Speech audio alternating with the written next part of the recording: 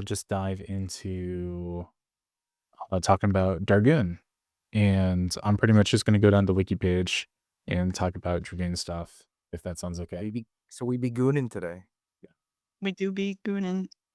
We're gonna take that word back. We're going to reclaim it. Yeah. Oh, fuck. Okay. Uh, and then, God damn it, now I lost my train of thought. So we're gonna. You're all thinking about goon. I get it.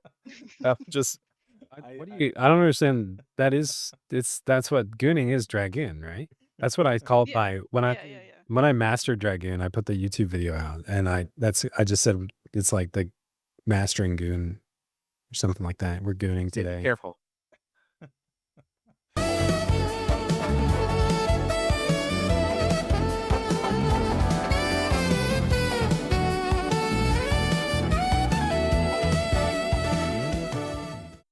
We'll jump right into it. That's gonna be the oath. Welcome back to Blurred Podcast. Did you guys know we're on episode 29? 29 consecutive weeks because we've never missed a week. Welcome back, and yeah, we have a super special guest today. I've heard that she's actually the best Dragoon, at least in Bahamut, probably the world. Probably the world, yeah. Probably the world. Don't check that though. Yeah. No fact checking, please. We'll leave that to platforms that are much more. I do want to make an observation. I don't know what. Maybe we can get into this, like the psychological, like profiling that is when you become a Dragoon. But I feel like most Dragoons claim to be the best Dragoon, and like it's just like part of it. Yeah. Oh, like when you do the job unlock quest, it kind of starts. Yeah. Okay. Sure. Place my egg at the edge of the spine and right by the castle, and now I'm the best Dragoon. Yeah. That's exciting. Honestly, I've never noticed that before. So I'm learning new stuff already. I'm really excited about it.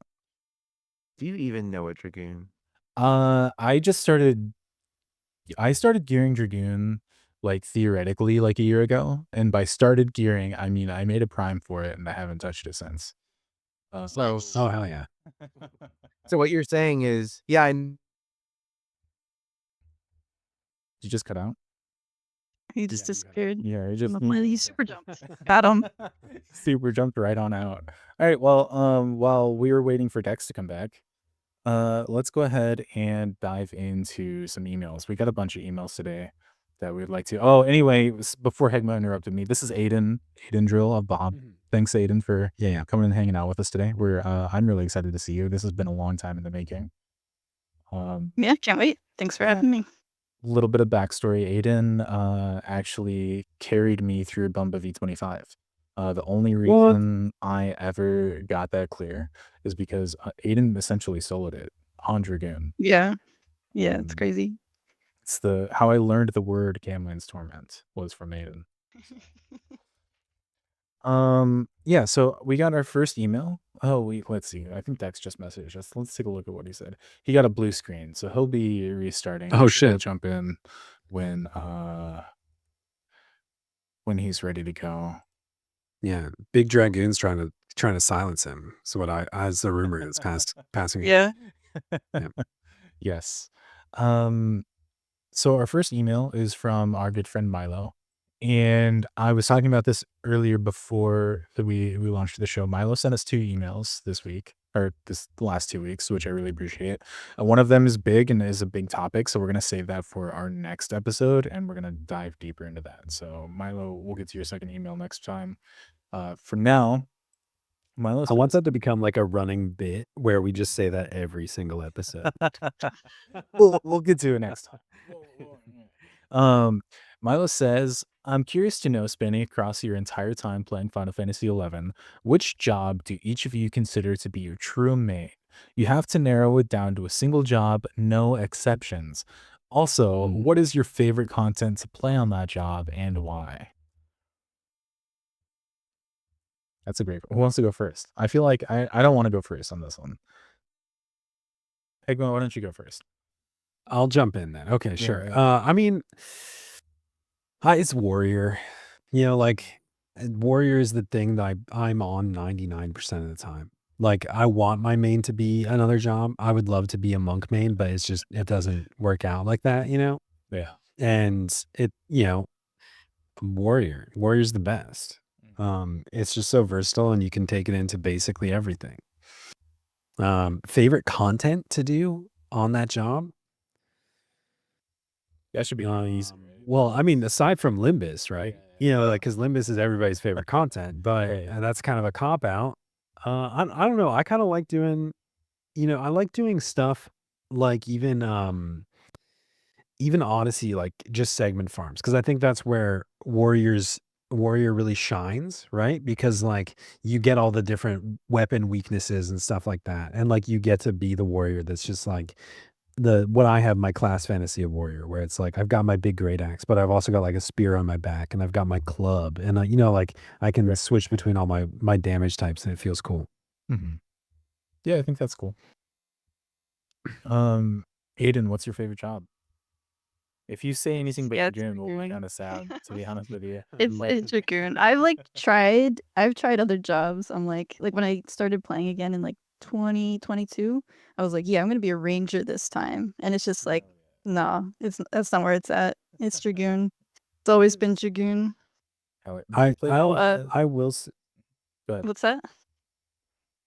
I was just gonna say, Dragoon has a special place in my heart. We'll talk about this more in detail, I'm sure, later. But like I don't know how they did it 20 something years ago, but the animation on jump is still the single most satisfying. Dude, like jump is the impactful best. jump. Like it zooms in and then it does like like it's so good. Did you play Dragoon at 75 era, Aydin? Yes, I love Dragoon at 75 era. It was so good. Hell yeah. Yeah, I did. I had an original Gungnir 75 era. That's right. Oh my god. I remember in like the Sky / Einerjar days, I knew one guy that was working on going there, and like I just knew that he bought a ton of gil. And back in the Yeah, I was a poor college kid, so I didn't do that. Mm-hmm. I just did it for like 2 years. Oh yeah. The weird part is I think it also took him like 2 years. But I know he was like buying gil at the time too. So I was like, damn.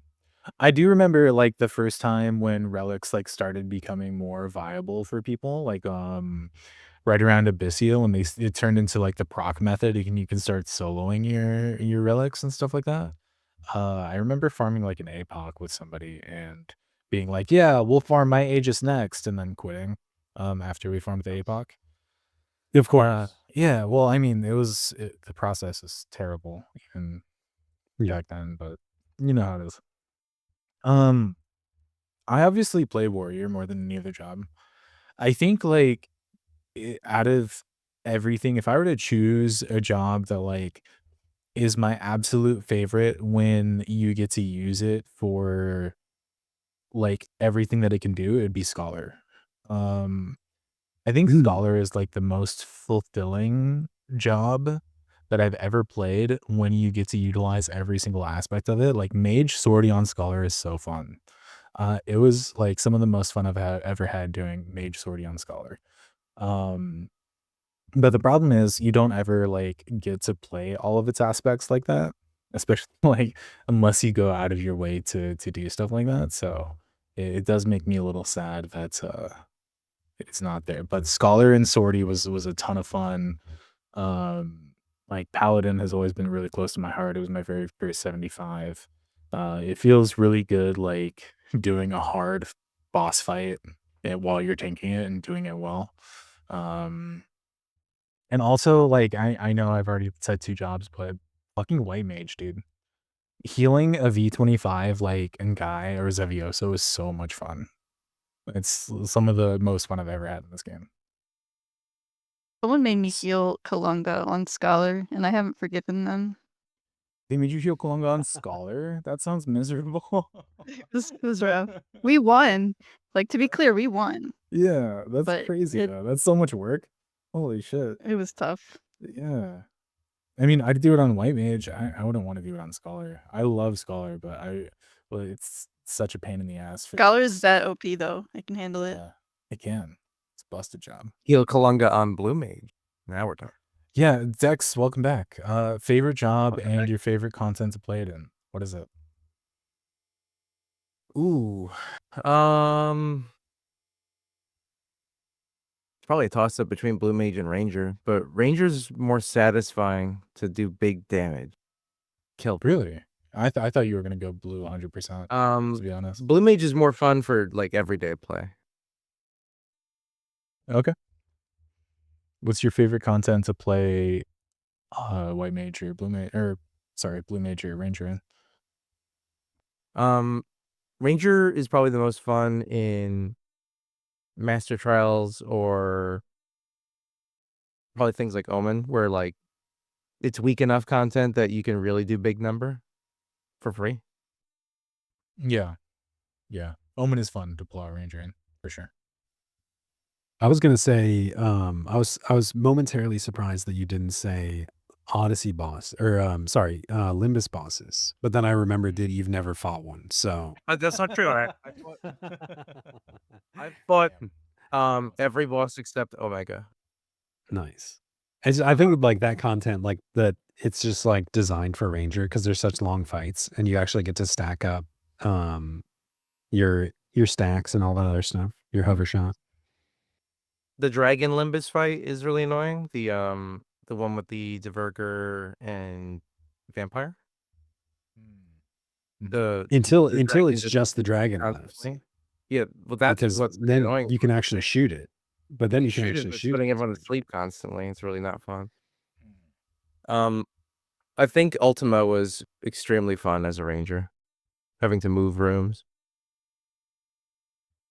Oh shit! What did you do? Like, did you just because the feathers, or I don't know? You I'm not you good gotta at move fights. around. I think Velner put out his guide where everyone stays in the center of the room. I don't think that works on a big server. Oh, okay. They all stay in the center of the room. They stay in that Just- big hallway in the middle of the map, Okay. and he just rotates from one corner. Oh yeah. We run back and forth. Yeah. I thought you meant like everybody just stays in the center of that. And I'm like, that doesn't work. Well, then you put the halos in the wrong spot. But yeah, you just go from side to side. Well, Velner put a guide out for it. I have full faith in him. He could be telling me to go only melee damage to peach power, and I would trust it. Okay, We had a better another Dragoon than him here. Jesus. We have another email from Veltelrel on Asura. Says, I love the podcast. I travel for work and usually listen to us on flights or long drives. So thanks for keeping you awake. You're welcome. Well, we're happy to. Recently, we returned to 11 about 7 months ago and we've been having a blast. Now I play exclusively supports and healers. Always have since 75 when TOAU released on White Mage. It's genuinely fun. With that said, I also love blowing shit up, which is why I have Black Mage. I've debated a million times with people. Black Mage could be saved pretty easily, in my opinion. I think if they introduced a twin cast mechanic similar to other Final Fantasies, like Final Fantasy 4 and 9, we would dramatically buff Black Mage. Increasing the damage cap doesn't seem viable, but a percent chance of the spell casting twice and immediately, and maybe during the second magic, or maybe during a magic burst, being able to resist the elemental damage wall, could help save my precious and only DD job. I want to hear I want to hear your thoughts, or just give them nagling access. Please don't. Yeah. It's just Do you have you guys played those games where they had twin cast? I have not. I mean, I've played some of the final, like earlier Final Fantasy games where you can basically you cast two spells at the same time. That's kind of a staple. And like I think with like the magic burst wall thing does like still prevent an issue, or like it still creates an issue with that, right? Because like you're still immediately doing reduced damage on the second cast, right? I mean, it depends how they Yeah. code it. It could be simultaneous if they really wanted it to be. He mentioned like having a chance of resisting the wall, which would be like an interesting thing. Like if they added in like a secondary stat occasionally, avoids magic damage wall. Yeah. However they want to phrase that, that could be interesting. Or magic damage limit plus, like I don't know. That could be interesting. I I don't just really yeah, I mean, know. Hmm, go ahead. I was just gonna say, like, I don't think it's not viable to like, I think that would be cool, but I think the cooler thing, in my opinion, would be to allow magic bursts to break the damage cap. And I think that if they have to make up a system, they have to make something up anyway. And we all like you can do if you're doing a cap damage burst, you could be doing like a 200k burst at the time, but it's capped at 99. So like it effectively has the same effect in some cases. I think for Black I Mage guess has like always an octo been or something. that I don't like that magic crit is ignored, and magic crit should break the damage cap. But I feel like everyone's fix for Black Mage is like make it break the damage cap. Yeah. What if you allowed But I think like yeah, what if you allowed Black Mage to magic burst outside of normal magic burst windows? Or Every cap Black Mage does is a burst. well, yeah. I mean, honestly, at this point, you could do that, and it would be more on par with like a regular melee damage. So I honestly don't think that would break the game. Even if it was like, you know, every spell you cast is matched. Well, yeah, like a minute on, minute off, something like that. Um, I wouldn't say like a full time stance or something like that, but I don't think that would be too crazy, honestly. Uh, Especially like when you take into consideration it's going to take you a couple seconds to cast and you still have to manage all your MP and everything. You're probably still going to be on par with a normal melee DD in most scenarios. Us here on the Blurred Podcast are fans of stances, and we advocate for more stances. Aydin, do you play Black Mage? No, I'm just a filthy dragoon. It's a filthy Dragoon. Did you get the memo? You played Blue Mage once. I saw it. I have evidence. Yeah, it's mage-ish, but it's like enough of a not mage for me to The actually like Wyvern, it. Oh, the Wyvern can magic burst breath, right? true. Yeah. Yeah, that is true. Black Mage. Because it's really cool. Aydin is not a mage person. All right, noted. We've I mean, I'm also like I'm a warrior brain. You know, like I don't really understand how magic works. I admit that frequently. Like, and I just like to hit stuff hard. But I think like going back, like I know that maybe like Dex disagrees, but I think that like the fact that Black Mage could do more than 99,999 damage, and the previous incentive to Magic Burst was that it did more damage than a weapon skill.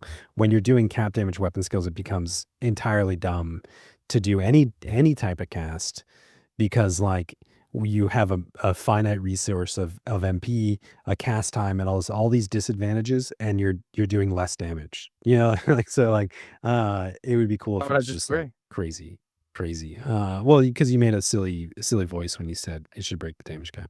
No, I'm saying it because that's everyone's answer. I don't think it's wrong. so like I just wish there were more creative answers. the dual casting thing seems really cool to me. The problem that I have is that I've just never played a game that has it. I've never played did they have it in 14? Dual casting? Uh, No. I think so. I don't know. I haven't played I don't Black think Mage in so. 14 since like 2.0. So Okay. I just like it sounds really cool. I just don't know what that looks like in like a real application. So I think it would be dope. Anything I mean, like anything that in improves Black Mage to me is a net win. Mhm. So in earlier like Final Fantasies, like you would use the ability dual cast, and then you'd select two spells, or it would just double up what you cast, right? And so maybe like maybe if it was like a short cooldown or something, you could click dual cast, and then yeah. your spell just fires off twice. I don't know. Yeah, I mean, it could be really cool. Yeah. If you fire two spells at once and like Scholar, they make a skill chain. So Neo in the chat says you full cast normally, then the next spell is instant. And Kibble said that it's basically kind of like spontaneity on Red Mage. So that's cool. If like you just had an instant cast and the second cast had a chance to break the nuke wall, that'd be awesome. I really like that idea. Now that somebody explained it to me like I'm 5, I'm on board. But before that, I was having trouble wrapping my 2 brain cells around it. You gotta Cool. rub them together to start a fire. Yeah, absolutely. Thank you for the email, Val. Really appreciate that. Dex, do you want to read the next one? We have like 3 more emails that we got to get to. And then we get to So the Goonin. I went bye-bye, and I need to know what place we're at. We are on returning player from Sincerely Drowning in the Endless Ocean of Content. What? 4 emails down.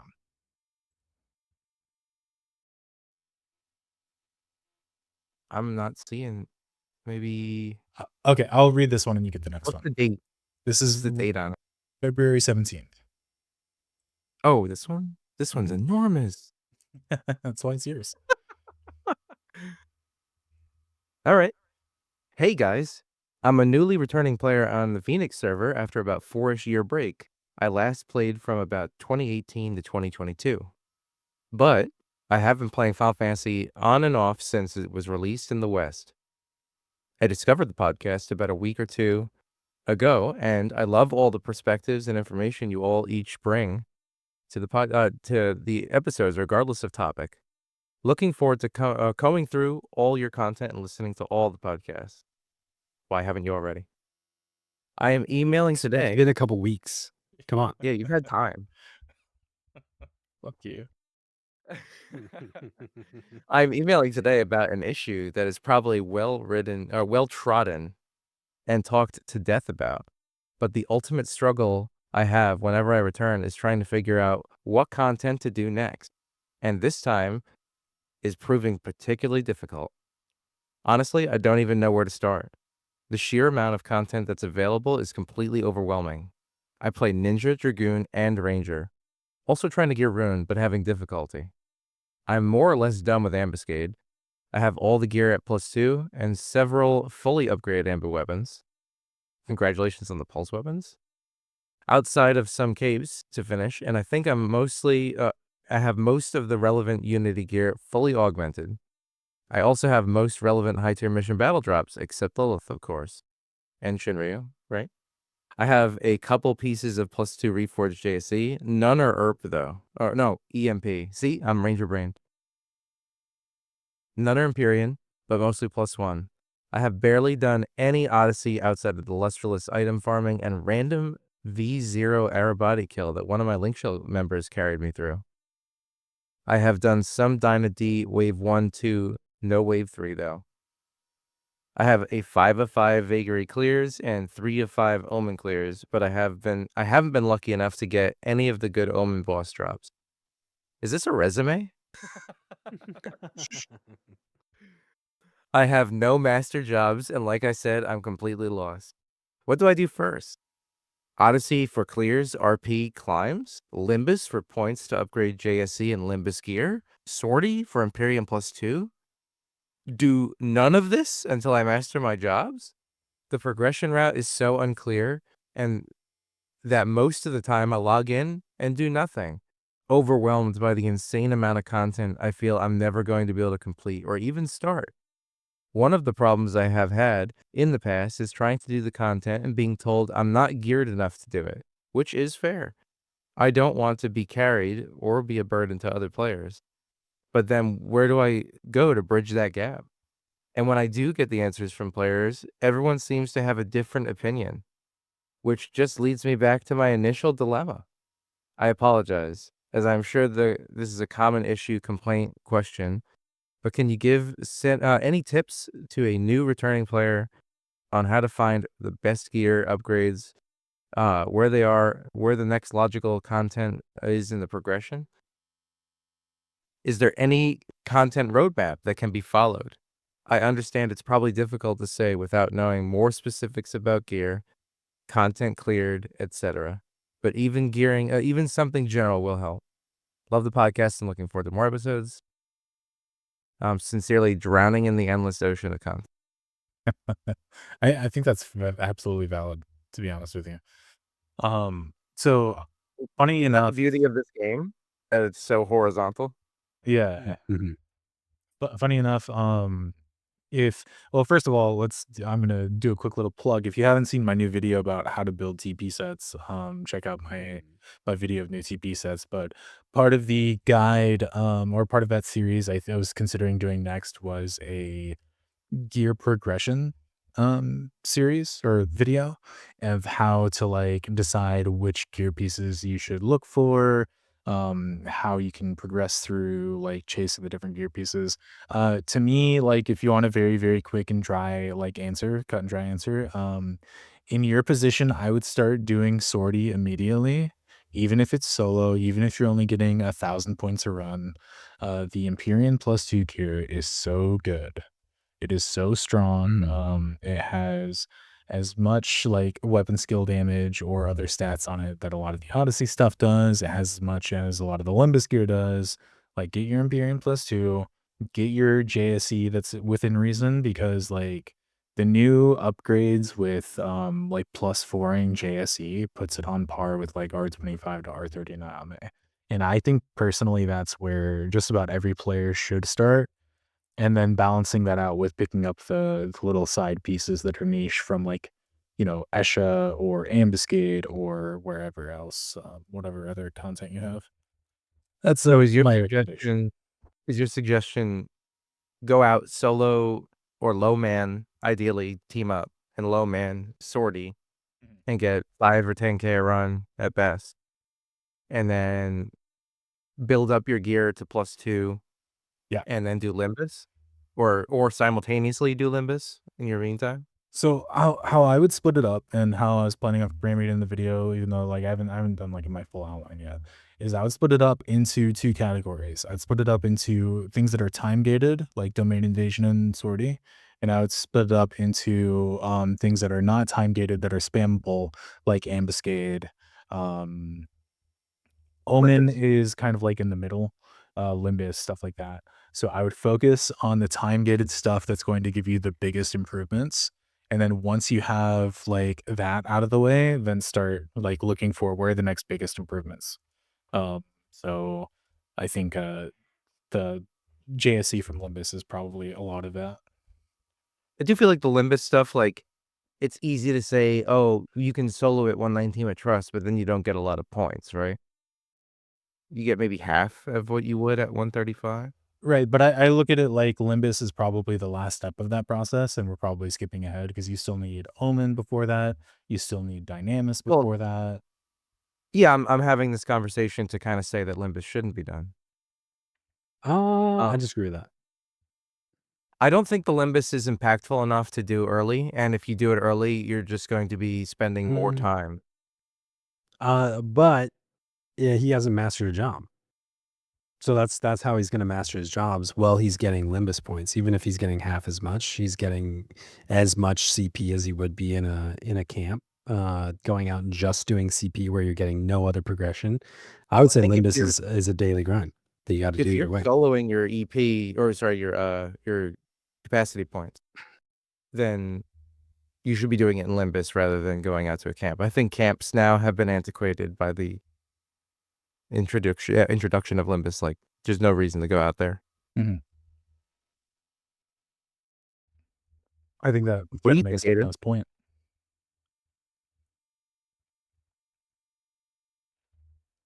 I don't know. Does Aiden ever level jobs anymore? Does Aiden gear jobs anymore? Oh, only Dragoon. Sorry. Dragoon's done. Why? Yeah, I have Dragoon. I'm all set. Set for life. 1050. Where have you been? But yeah, I mean, I think I agree with most of what you guys said. Like, I think that it, the first thing Dex said, like the game is so horizontal, and we often talk about how that's such a good thing versus like the treadmill that is World of Warcraft or that is Final Fantasy 14, where you're constantly replacing and all of your stuff becomes inconsequential in 6 months. 11 does it differently, where everything is still valuable for years and years because it just keeps adding stuff, adding breadth instead of depth. And like, I think that's great. But for a new player, it is like super, super daunting. But Yeah, I think that like progressing whatever, even if you're just playing solo, if you can team up with people, it'll be faster. But do all the things that you can do to get your relic, your Empyrean, your artifact sets, with the relevant pieces like upgraded and reforged, and push those along. I don't think we said you'd like going, especially for the next couple days, that's double the Unity pieces, like getting your selfie belt, and like we have a Unity podcast from a couple weeks ago that talks about which pieces are really good to pursue. There's some really good stuff that you're going to use for a very long time there. And then, yeah, I mean, I was going to say, like, I think Limbus is one of the things, like, that's the intention of Limbus, is that it kind of takes multiple progressions and it puts them in one thing. So if you can do Limbus at 119, if that's all you can do, or you can bump it up to 125, or if you can find a group and you're doing it at 135, like, you will be getting CP, you will be getting Limbus units, you will be getting matters to make, alabaster earring or murky ring, or if you want to pursue some of the gear, there's just a lot of different opportunities to get stronger in Limbus, even though it is soul draining in a lot of ways. I mean, that's definitely true. I would say when I made my comment, it's more on the perspective of like, this is a player. I'm trying to put myself in the shoes, right? Because we were all new players and we felt paralyzed by choice. I don't know what to do, but our position when we were in that position was different than how it is now. And Limbus right now, I feel like if you're just going to be upgrading artifact, yes, artifact and relic, there's probably 2 pieces per job that beat out Nyame. But other than that, it's like very lackluster.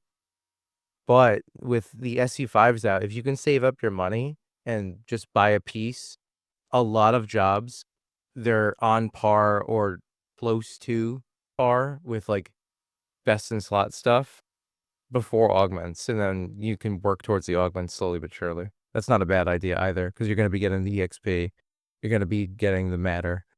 So the way that I look at the like JSE, like you were saying that there's like lackluster pieces and most of them aren't going to beat out Naomi. I look at it like most people can either go in and get a quick Dino win and then solo the rest of the piece to like a level with 10 or 12 weapon skill damage, and that's going to be a lot easier than people to get like R25 plus Naomi, especially like as a newer player, unless you have like somebody to carry you in or have a group that's like already doing it. The getting Yeah, I like don't think 3 pieces from JSE that are as good or like just about as good as like an R25 Nami piece is like a big deal to me. I just see it like in the short term, if you have the +3 already, it's almost as good as the +4 in most cases. I wouldn't rush. But yeah, you do want to upgrade it eventually. Okay. And I can't remember the jobs they listed either, but that's another thing too. If you can find somebody to help you, or you've got friends, or you've got a good link shell, like the Heghmoh link shell, you can always transfer to Shiva and play with us. Like, even like if you're playing warrior, like getting your base set Sakpada is like a huge jump forward for a lot of people. Or like like just getting a Kalunga kill, getting your maybe Bunzi or whatever for a few pieces, without even worrying about farming RP, like that could be a good bridge. But yeah, they said Nin Dragoon Ranger and then Rune down the road. Yeah, they said Dragoon Knight tuned out. Yeah, if you join a good link shell like Heghmoh link shell, like fighting monsters with buddies on Asura, if you have a link shell like Aydin's link shell on Bahamut, if you want to plug that real quick, I don't know if you actually have one or not. I can't actually because Bahamut's closed. So Right. sorry. There could be Bahamut listeners that are paralyzed with fear. All right, then join Azure Skies if you're Yeah. cool. Cool kids Only only. if you're cool. Cool kids only. That's what Aydin says. Did you guys ever figure out what was up with that rumor about people being able to make new accounts on Azura? Some guy just made it up. I think it was at the end of the day. They were like, "Oh yeah, I asked the guy. I asked the guy. He just made a new character," and it was like, "Oh okay, cool." Okay. Yeah, I asked the guy. He just lied. But anyway, Yeah. cool. Source, I made it up. But anyway, I think the real answer to your question, Max, is work on your +2 Empyrean. And that's gonna bring you a lot of stuff, and then do whatever is available to you. Like at that point, um, look at the time gated stuff.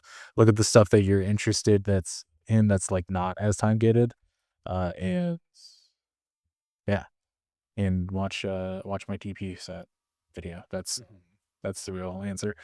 Thank you for the Unity podcast episode. Watch. There's all sorts of good episodes to catch up on.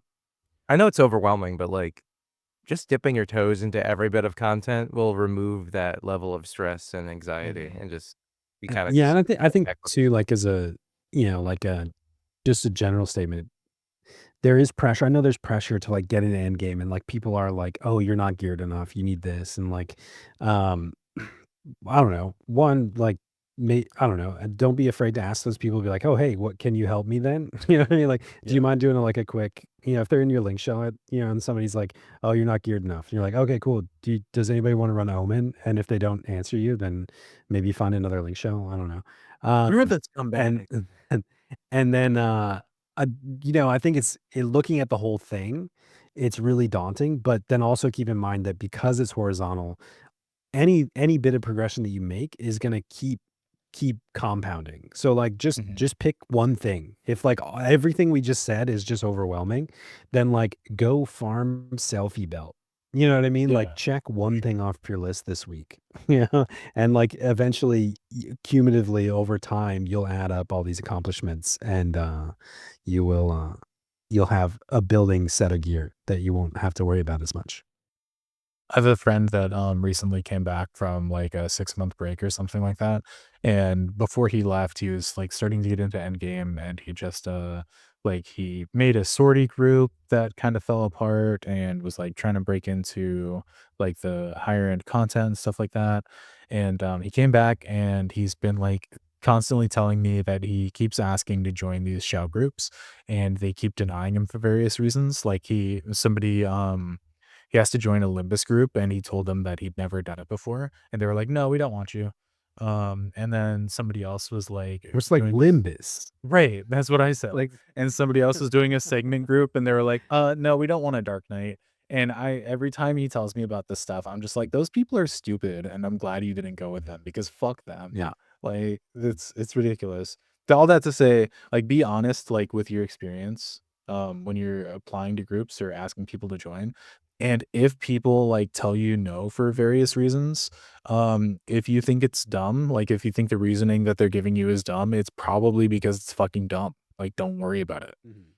It's okay to get rejected from things. Like last episode, I talked about fucking getting rejected from a group for having a Gandiva instead of an Armageddon after I had already like done the fight successfully. So I mean, people are gonna want to do what they're comfortable with, and you'll never be able to change what they are or are not comfortable with. Yeah.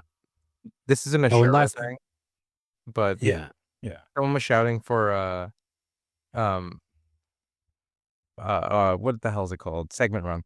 And they were like, R25, please. And Siraj was like, I have R30, I could go. And they're like, no, R25. That's hilarious. I saw somebody shouting for a prime for Limbus, like only prime DDs or something like that. It was wild. Yeah. Very last thing, I know we've been on this question for a little bit, but somebody in chat said, also just you letting the monthly guides, or monthly campaigns kind of give you an idea of what to work on is a really good idea too. Next month we get the Omen like light and job card campaigns, I think, are coming in the next set. So, that's a really good time to just go and do Omen. Like let that be your Omen month. And you can get a ton of cards and push through the Omen stage and then check it off your list entirely, which is nice. Yeah, it's a good idea. Cool. All right, we have another email from Sirio, And Sirius says, finally caught up on the podcast. I have no choice but to come to Myth stream to hear it live, or you can't get your Final Fantasy 11 itch. Well, yes, that is indeed true. You can only watch it on my channel. Please don't ever go to Heghmoh's channel. Yeah, you can watch it and, on my Twitch too, and on YouTube, and yeah, let's make sure we put the views where they're needed most, please. Heghmoh's not the one getting bots for viewers. I am. Or the bots that put the ads out for, do you want the coolest viewers? Heghmoh's got enough people so he doesn't get those. I need the help. well, I told him to fuck off too many times because I was like, "You're a liar," because the best viewers are already here. So like, how could you have the best viewers? And so I think they stopped coming. I just couldn't bring myself to lie like that, personally. Yeah. So I recently started a new character on Bismarck with some friends. It's kind of a drag leveling and doing the missions again, but it's nice to finally be able to be playing with people I know for once. Hell yeah. On another note, in a previous episode, the Ranger job one, you all talked about identifying the range where you are proportionate to the boss was rather challenging without the use of add-ons. I too thought that you could only, or I thought you two just had to kind of guess, but there is a way to approximate it. And that being said, the compass, or that being the compass, based on the red dot, the enemy have enmity registered on, and you, the center of the compass, there are rings that can be used to find certain distances. For example, 20 yalms is about the edge of the compass from the enemy. I need to give credit to some Japanese players on Phoenix for teaching me this knowledge. When we were talking about a strategy for food, they told me about it. That's crazy. I had no idea. I had never once thought about even that. thought about that at all. Yeah. Wow. That's cool. Thank you. My compass, everybody always comments on how my resolution is set too high and my stuff on my screen's too small, but my compass is literally like half an inch wide. So I can't tell if there's rings on it. I'm looking at it right now, but that is like get a magnifying glass for that. Would it tell them to put numbers on it if that were true? Like, just make it obvious? Yeah, but when have they ever made anything in this game obvious for any reason whatsoever? I guess everything is meant to be cryptic and self-discovery. Hell yeah. That's crazy. Thank you for that information. He goes on, my question, what's a tune in Final Fantasy 11 that you hear you start humming or singing it? For me, it's Godspeed, the Swordy music, or Adeline's theme song. Godspeed. Godspeed. Goddess Speed. It is catchy. It is catchy. Dude, I love this sorting music. It's so good. It's How catchy. It's not my favorite. Aiden's sorting champ. Fair enough. I don't go every day. I like the sorry music, but I'm also the type of person that can listen to the same song like on repeat for a long time. Like it just doesn't. I don't have a thing in my head that gets bored of it. But I don't know. I think it's cool. I like Norg's theme song. I probably have a brain more. Yeah. But every time a song comes up, I'm usually like doing that, even though it's not a song I like. You're just humming it and singing along. Well, like as it starts, for like the first couple seconds, I'll do it, and then I'm like, I gotta stop. That's fair. I mean, we're all listening to the Limbus battle music for like fucking 12 hours a week. So like that's inevitably stuck in my head all the time. But I normally don't play with the game music on these days. I really and I have like Spotify or something playing. Aydin, do you have anything that you like more than Swordy? There's got to be something. And the sorting music? Yeah. I mean, I like Ottergons just because it reminds me of that era. It's very nostalgic. That's fair. That's home. Yeah. There are a lot of really good tracks, like especially in some of the zones that you don't often go into, like Mavopolis or something. It has some cool music. There's some good songs in the game that are hidden that never get explored. Yeah. The bop. Shit. Mob the Maze Monger's music is pretty good. Oh, I don't even know what Is that's like, to be honest with you. Is that Run Maggot Run or Inward Cry? I don't know. I have no idea the title of it. Run Maggot. Wow, that's aggressive. I don't know how I feel about that. I don't name the songs, man. Okay. Unless anybody else has another song that they want to throw out there, I think we're ready to move on to the next email. Most of my favorite songs are Battlefields. Battlefields. Oh. I'll be honest with you. I'm so tired of the Odyssey boss music. I don't want to hear it ever again. Tired of it. I think it's the same as the Heights Your Battlefields, isn't it? Or similar. I think so. I don't know. Isn't that just general Walk of Echoes shit? Yeah, I'm tired of it. Outside of Bumbo, who has his own unique track. And I think every mega boss in the game should have their own unique track. When you zone into Ammonon, you should get a different track. I've always advocated that when Aydin zones into a new zone, that she should have her own music playing, just like all the zone music just change. The health bar should appear on everyone's screen, and it should be like, Yeah. What's the you guys remember like Jump Around? That song? Yeah. Be something like that. if I'm Dragoon. in the old. Yeah. Okay. House of Pain. Do you know that the House of Pain, or is that what they're called? No, The guy, Jump of Pain, Everlast. You remember the band Everlast? Oh, He hell was yeah, in the group. He was in the group that did Jump Around Really? before he fell off and did Everlast. Wow. Today I learned. Yeah. Everlast is like the back off, I'll take you on guys, right? No, that's no, it's a different one. Okay, never mind. I'm getting them mixed up. I think. I don't know. Okay, Doesn't matter. we gotta get to Goonin, so let's plow through this last little player. Yes. A suggestion for this is from Heghmoh again.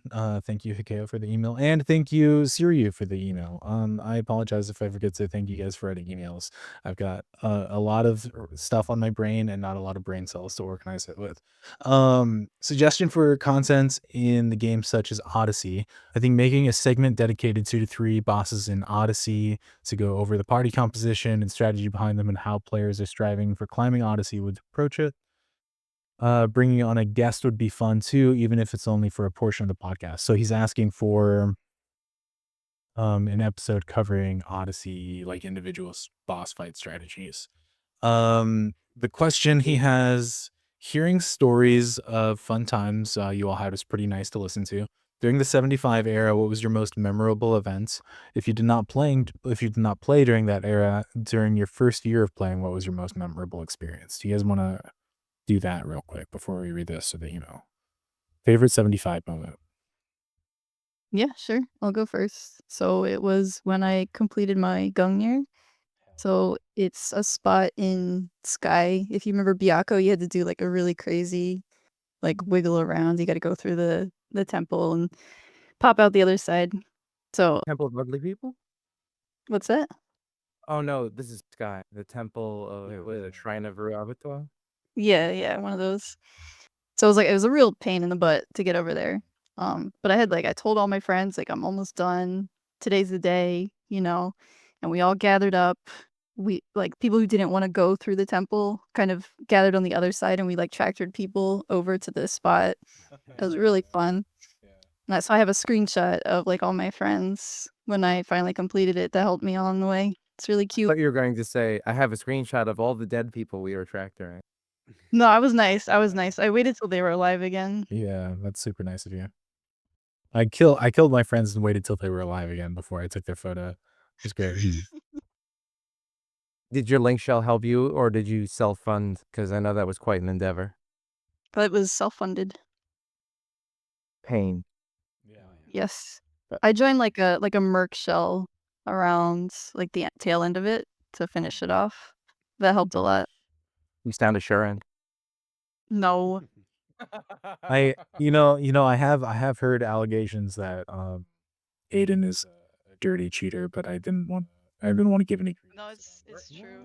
It's true. I made a bunch of mules for the Empyrean campaign. It's basically RMT. Pay to win. Yeah. It's pay to win when you make mules.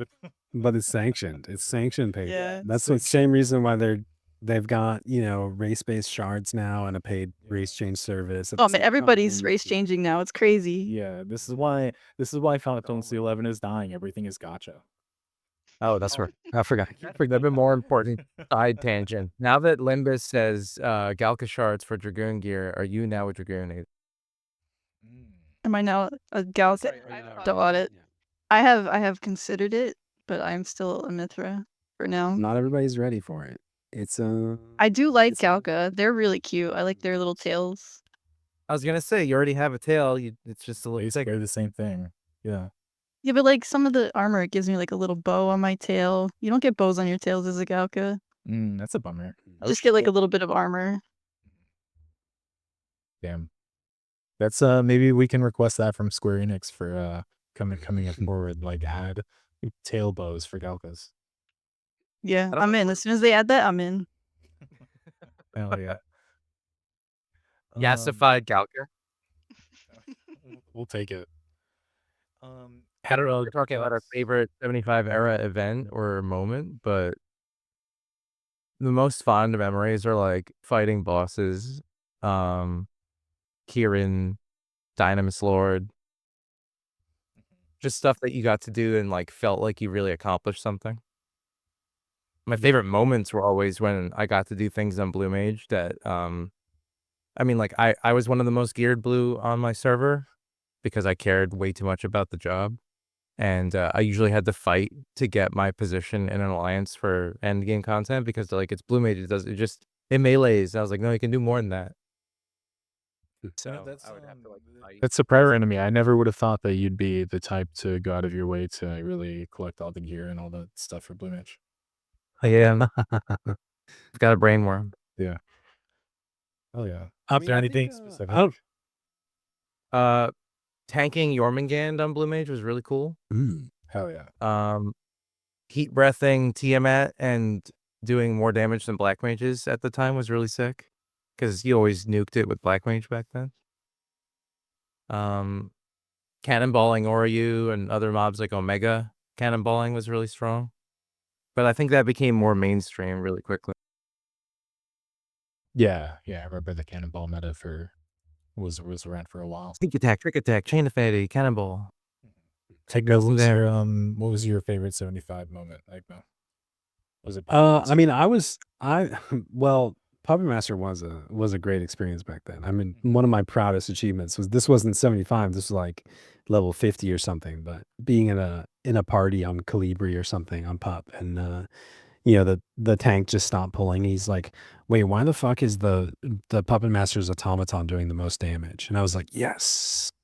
That was the pinnacle of my Puppet Master career, of course. But never got any better than that. But I was super casual back in like original 75. So like I didn't do like much endgame, no H&M shells, anything like that. But the most memorable thing was, one of my friends was like the guy that was the leader of the Dyna shell and everything early days. And I remember the first time he like sent me a message. He's like, "Hey, we've got a spot for Dynamis Winders. Do you want to go?" And I was like, it was like my first MMO moment where I was like, my hands were shaking, I was sweating, I was so nervous, just like doing trash pulls and Dynamis Winders because I was like, I gotta prove this is my chance, probably the most Yeah, man. memorable thing, just being an out of my depth noob getting invited into a Dynamis run. Hell yeah. I have two different moments that I'm gonna say. So when I got into my endgame link shell, it was because I basically like there was a really established like H&M link shell on my server, and I basically bribed them into letting me in because I didn't have any good gear. But I would go claim KV and I got them like 5 aces homes. I'd just go like out there and I'd kite it around until the link shell could actually go up, and I was like, "Hey guys, let me in your link shell." So that was interesting. Looking back, being like a 15-year-old child doing that, I was like, "What the fuck was I actually doing with my time?" And then desperate. the next time, I remember like bringing Warrior into Dynamis for the first time, and I was level 73, and I died, and I de-leveled, and I didn't have level 72 pants to wear. So I'll did the rest of the run with no pants on because I just didn't have any like armor to wear. And that There's trend the carried on lifestyle. through Everybody adulthood. knew. There was no lifestyle. Yeah, it was terrible. Yeah, that's But now that kind of you're reminds playing me. no pants. Yeah, that's why he doesn't wear pants now. Yeah. That remind. I know I've probably told this story before, but really brief. That reminds me of I was getting carried through the Castle Z climb up to Shadow Lord to get rank 6, and the guy that was like super helpful that was like guiding us through, he lost his shit halfway up because people kept getting lost and running out of sneak and invisible, and the only hat I had to wear was the dream hat from the Santa hat. Christmas campaign. Hell yeah. And it's the only piece of head armor I had at level 50 or something. And he's like, why? I told you guys to stay close. I told you to bring sneak and invisible. Why in the hell are you wearing a Santa hat? And I was like, I'm sorry. How dare you? I'm here to have fun. And Heghmoh says that his favorite experience was in an HNMLS where they had Chimera alongside Cerberus and KV popped all at the same time. Damn. And they had to like scramble to spread people out to all 3 spots. Yeah. Must have been a big link shell then. I guess they wiped to KV and then another link shell took it and then the other link shell wiped and their link shell took it back and then he got 8 aces home. That's a pretty crazy story. He also says he's writing a script to make up a Dark Knight guide. That's great. That's fantastic. If you could, what would be even better is if you could make that, send it to me. I'll put it on my channel. Nice. And then, yeah, it'd be great. I'll see. I think step 1 would be to change jobs, right? Well, yeah. But if you were to change jobs off of Dark Knight, what job would you switch to? Here's our cue to switch. It's another. Okay, let's think about Probably it. magic. I was actually Guys, this is the segue. We should talk about Dragoon. We should talk about Dragoon. What? I hate you. I was doing it, and you cut me off. Let me do it. I was gonna say though, because like a friend of the channels in the podcast, Hash Brown, he just finished his stage 4 Fenaria, and he's been really excited about it. And I was waiting for this episode so we could talk about Dragoon and how good it is, so that I could also finish my my Dragoon Prime video to post on YouTube to talk about how it's so much better than Fenaria. So yeah. Hey, I just watched your video on Fenaria, and I decided to make it because you made it sound so good. Actually, it's trash, and you should have paid Booyah. Oh man, I just wanna like put out there real quick. They're just kidding for everybody that has Fenaria. Fenaria is great. It's super fun. Mith might be good. Please don't take anything that they're saying seriously right now.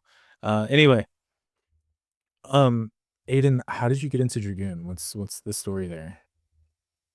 Oh, I mean, we're all friends here, right? It's kind of embarrassing, but I guess I could tell you. Yeah.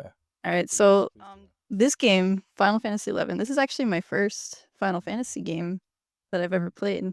Same. So I didn't know at the time that like jump was a reserved word, you know? So someone in Linksha was saying like, oh, if you level Dragoon, you can jump. And I'm like, oh, finally, there's like this spot I couldn't get to, like there's a ledge. If I level Dragoon, I can just do it. Like, I got this. It was in like Horutoru ruins. I was like stuck on a mission. It's like, I got it. I got this. And then, I unlocked the job. I was like, oh, I got this cute little dog that follows me around. It's cute. Yep. Where's jump? And then it wasn't what I thought. Honestly, That's awesome. quality of life, they should let Dragoon jump just like that. That's so It's so funny. good. That is better than I could have ever imagined. Thank you for sharing. We'll just keep that between us, though. Yeah. Yeah, for sure. Let's not. The Myth is pretty good about editing out the embarrassing stuff. So I'll really good. Yeah. So where do you guys think Dragoon lines up these days? Like as far as how often it's used, how it compares to like other jobs like Dark Knight or Warrior or Samurai. How's Dragoon looking? It's the best job in the game. Sorry. Hell yeah. All right. Yeah, I mean, I would say that like with stage 4 and stage 5, like with the Prime, I think that like Dragoon is fun. And like maybe you disagree, maybe like I've been playing it wrong, but like I think that Dragoon kind of struggled. It didn't have a really great weapon skill. A lot of people would just, say the best weapon for Dragoon was Nagling for a long time, all this other stuff. But with the Prime Polearm, like it's finally like eating good. Like it has one of the strongest weapon skills, if not the strongest physical weapon skill in the game right now. It's a fucking TP battery in terms of how rapidly it can weapon skill and build TP. It attacks probably the fastest naturally out of every job in the game. Has a ton of utility. It's just really good. I think the one place it suffers is that it is like, relegated to doing piercing damage. But aside from that, Dragoons are awesome. I love Dragoon. Dragoons are awesome. I Nagling think on the Prime Weapon saved it, honestly, for me. Yeah. Like coming back to in like 2022 and being told like, hey, yeah, Dragoon uses a sword now. I was really upset. Yeah. I was like, See that. what is this? Yeah, I was really confused as well. And it's strange because like we recommend Shining One to people all the time. And I've never used Shining One on Dragoon, but I've heard people say it's not that great compared to like other What? maps. I don't know No, if it's that's true. amazing. Is They're it? wrong. Okay. I mean, I- yeah, I Impulse remember Drive is getting- really good. Yeah, Impulse Well, Drive. I know. is- Yes, yeah, I know it Impulse is. That's why I was confused because I've heard people say that it's not great on Dragoon, and I'm like, Well, I think that one. the problem Yeah. is one, like I remember getting Trishula on my Dragoon for the first time. I was like, hell yeah, I can finally stop using Shining One. And then I did my first whatever that weapon skill's called. And I was like, wait, why is Impulse Drive better? Hold on, wait. Yeah. And so like it is still really good, but I think that for a long time it's like if you were gonna use Shining One and you were gonna use Impulse Drive, unfortunately, Dragoon was the third best job that could do that. You know what I mean? Like a Shining One Samurai or Shining One Warrior would pull ahead. Um for a while at least. That's crazy. Ouch. Yeah, but damn. So So with Shining on Paladin. Shining One Paladin kind of slaps, guys. Not a lot. Like I don't impulse drive with it very often, but that leg sweep goes hard. I do feel like Dragoon with the Prime Weapon has finally taken the place as best DD in the game. Which, it's about time. Dragoon has suffered. Yeah.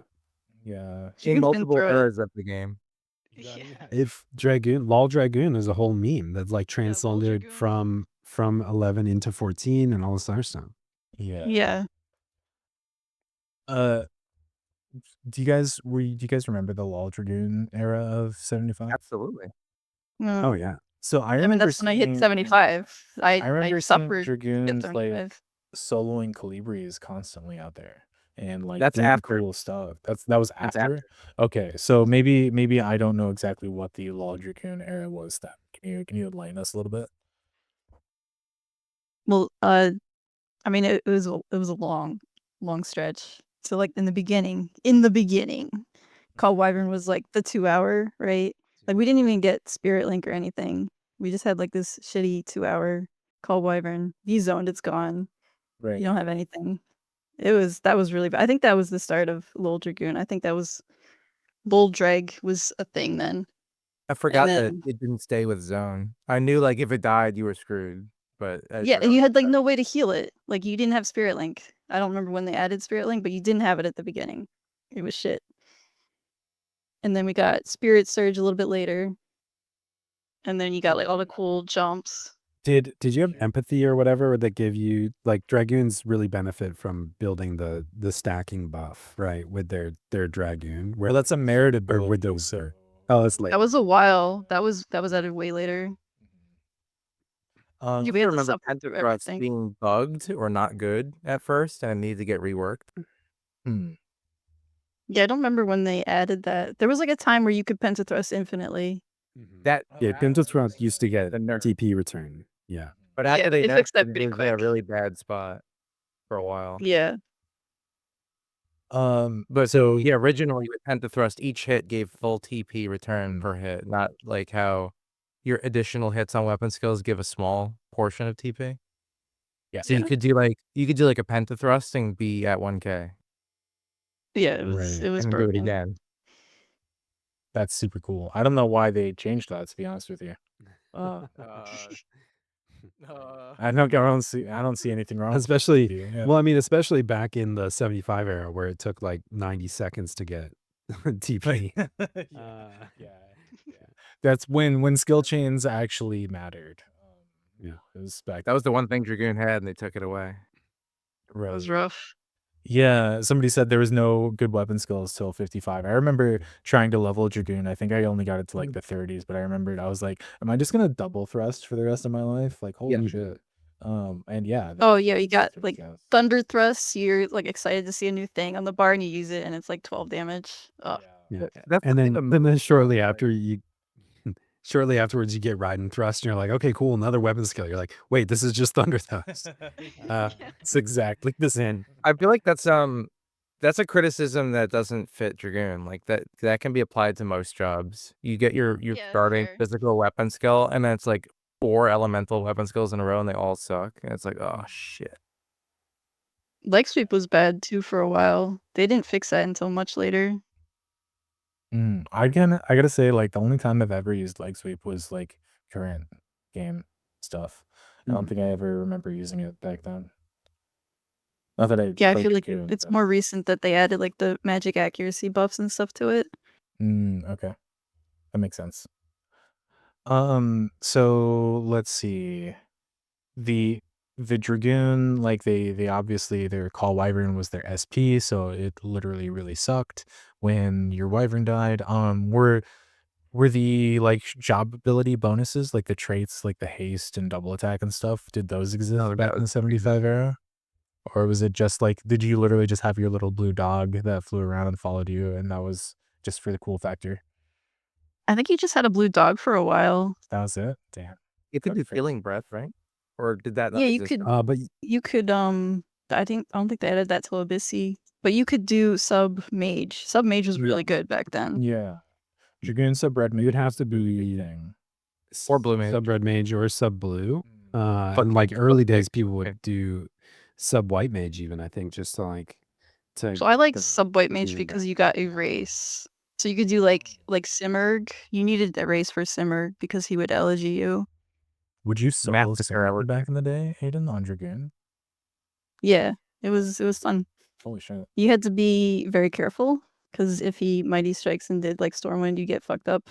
And you had to position your wyvern to be like behind him so that you don't both get horde lullabied. But it was fun. That was prime Dragoon. Super cool. Yeah. Okay. Yeah. Dragoons were also like with the sub mage, like they were kind of relegated the same way that like Beastmasters sometimes did, or black mages, where like they're the only way to level up to 75 was to go out and kill like beastman pets. You know, like you'd take your wyvern out and you'd like, you know, pull a Beastmaster rabbit or whatever, and you just use your wyvern to heal you through it so you could get some Yeah. HP. Yeah, once you done got that. your artifact hat, you could do pretty okay soloing. I just remember long hours just like soloing with my wyvern, hoping someone would invite me to a party. I'd done that on blue mage. Really You pull a annoying. pet, you like 3-shot it. But you would just run around fighting like decent challenges, but like party flag up. Yeah. Yeah. That's awesome.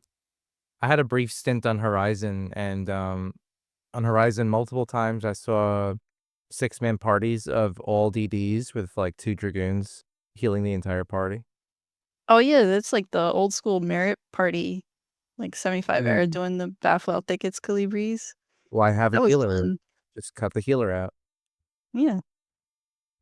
All Really Dragoons. good point. Yeah. Yeah, I remember people soloing a lot. It was super cool. Why would people like was there any use for endgame for Dragoon back then? Was like Engon a thing or any of that? I mean, you did basically just black mage burn everything, so I didn't really bring Dragoon to H&Ms or anything. I remember one time we You just did the like outside alliance, right? yeah, I did Dark Ixion. I think they let me come Dragoon sub thief.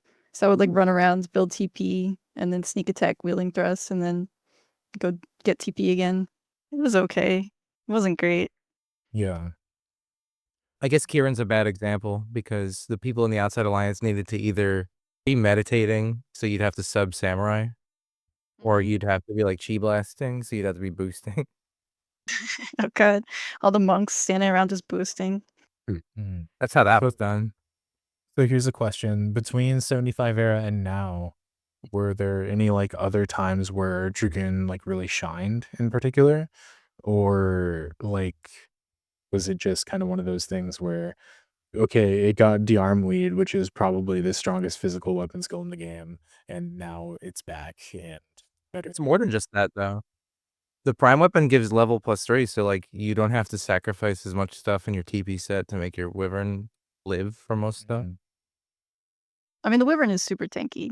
I feel like anybody who's like beating their wyvern and needs like wyvern healing gear in their stuff, I think there's something else going on there. They're doing it Like, wrong.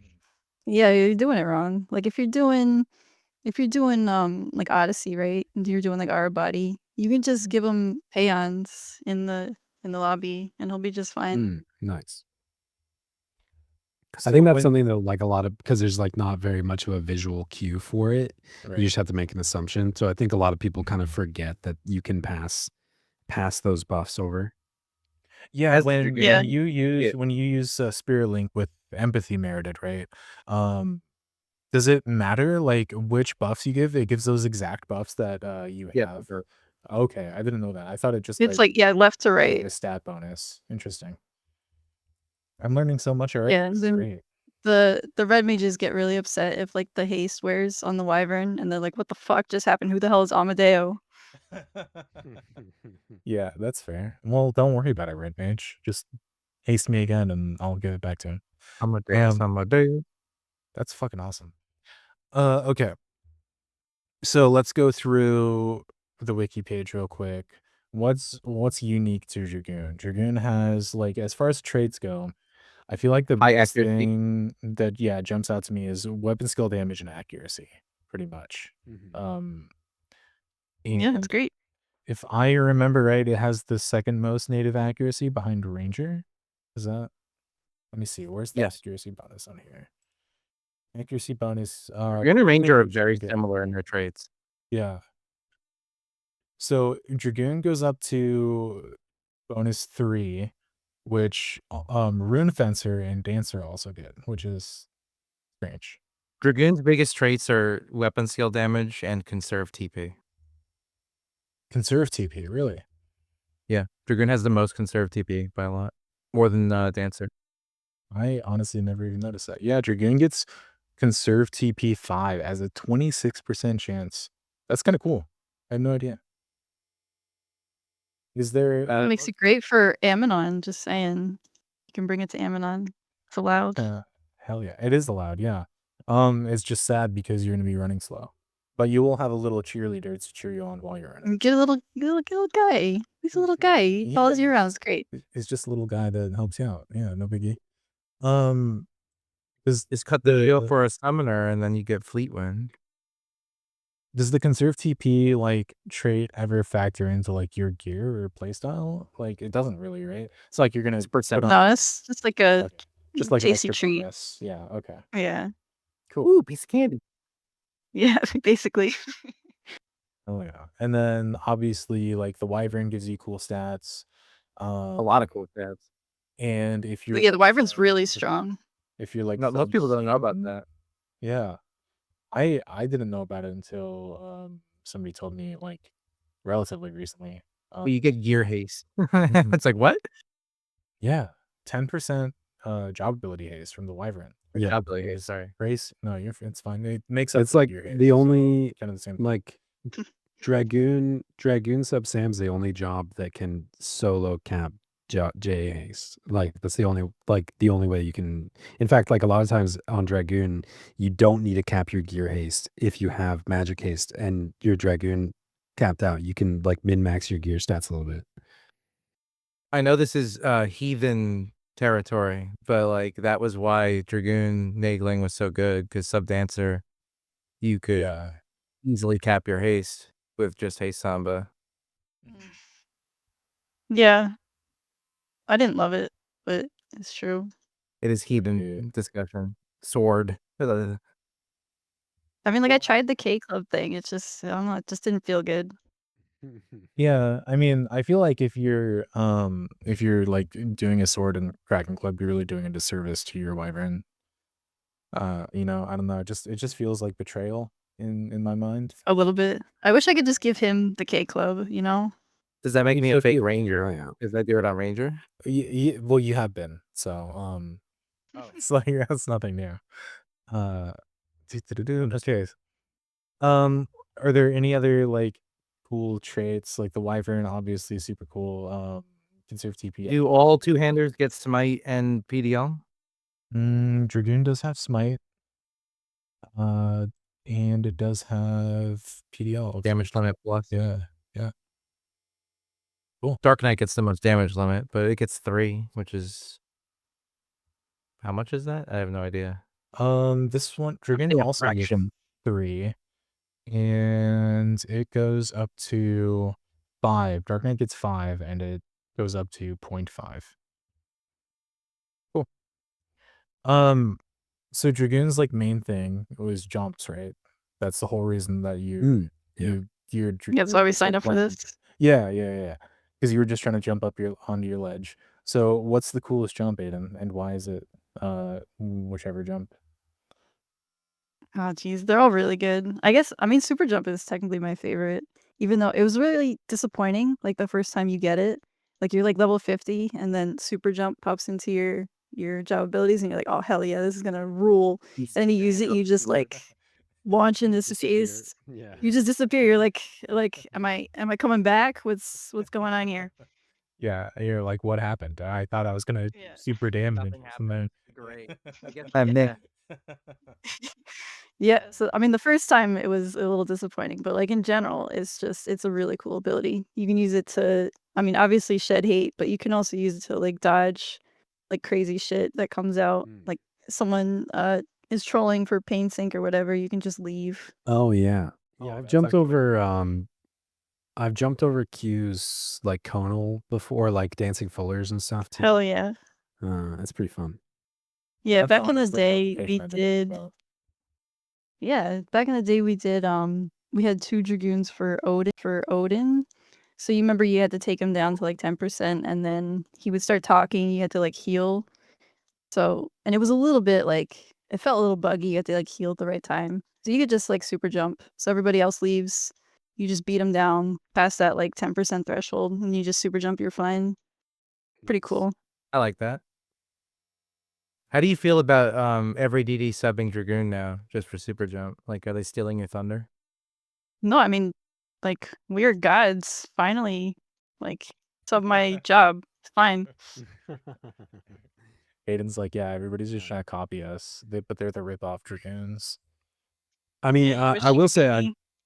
I wanted to say before too, like in terms of times where Dragoon shined, like I remember, the first party in Garledge Citadel or whatever, where you have a thief and a Dragoon, and like the thief is just infinitely doing Sada on cooldown off the Dragoon, who just sheds the hate, and you're like, holy crap, we don't have to deal with this mechanic anymore. That's awesome.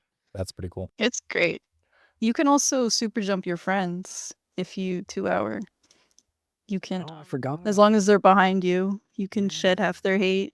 How does that work? This is the first time I've ever heard that before. Yeah, when you spirit surge, right, you get, like, extra stuff on your jumps. So, like, jump will, lower defense, high jump will drain TP. So super jump, if whoever's behind you, like, directly behind you, half of their enmity will be lost. So you can, like, fly high, spirit surge, and then save your, like, Bard and Corsair from being hate capped or whatever. Oh, that's crazy. Yep. Yeah, like Um, jump becomes like an hang-on, and like you can they all get a special effect. It's pretty cool. Do you ever feel sad about eating your wyvern during Spirit Surge? Yeah, that's, like, it's a bummer. Like, it doesn't reset the cooldown either. It's really stupid. And, like, he's, even though he's technically, like, he's with you, right? But he doesn't count as being with you for the other jumps. Being with you in spirit is So, like, not the spirit and spirit jump Feeling and the soul part. jump. Yeah. Yeah. I don't know. I personally, I don't know if I'd ever have the I don't know if I'd have it in me to pull the trigger and just put my wyvern down just like that, just take it out It's back. hold on. That's not what's happening here. Okay. We are joining together as two beautiful souls. Okay. Mhm. Yeah. So do you have like a clone factory for your wyvern that like just keeps pumping them out, or like No, it's the same guy. 20 Come minutes. on. swing his pump out? Oh my god, that's terrifying. Holy shit. Now I doubt the end of the experience. I don't want to spoil the movie. Never mind. Oh my Guys, yeah. god. You guys are not turning me on to Dragoon right now. In fact, I think I'm gonna stop playing Dragoon. I've been hyping it up for months now. Just don't eat your wyvern, okay? Do not do that and you're fine. Do not It's kind of like eating a Tide Pod. It might look good, but it's a bad idea. Okay. Let's see. Let's take a look at the other jumps. Like there's a couple that have like cool little things in here that I Oh, don't it's think a effects lot of like people. soul jump always crits. Yeah, like okay, so Yeah, I still honestly don't know what the difference between soul jump and spirit jump are. I'm like they both give me TP. That's my understanding. So one gives you triple, one gives you double.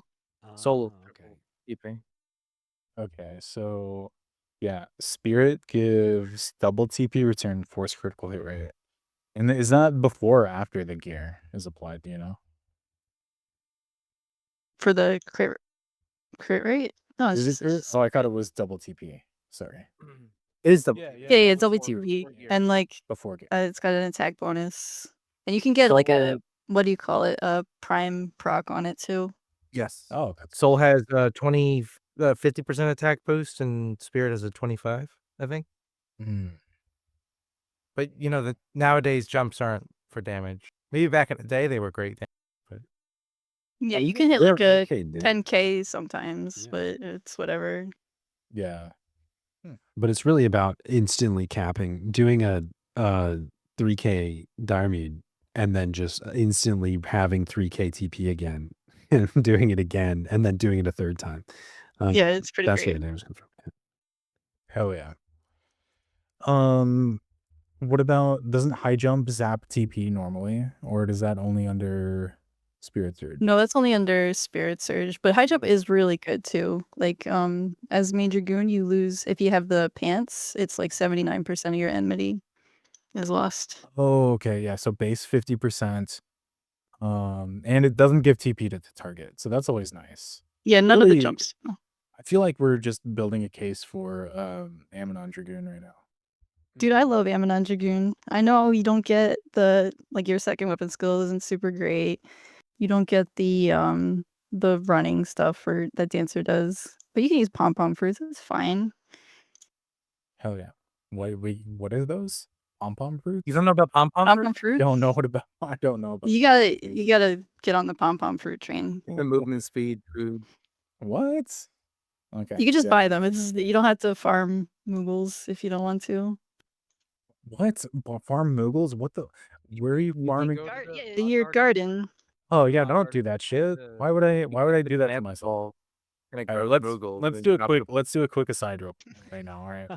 Okay. So, all right. First of all, you two, Aydin and Dexprozius, you two are the only two people that I know that hate themselves enough to do as much mastery rank and mod card and shit as like anybody else that I know.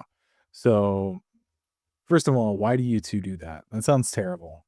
It's fun. What are you talking about? It's amazing. It's super fun. Oh my god! Every time you guys talk about it, it makes me want to blow my brains out.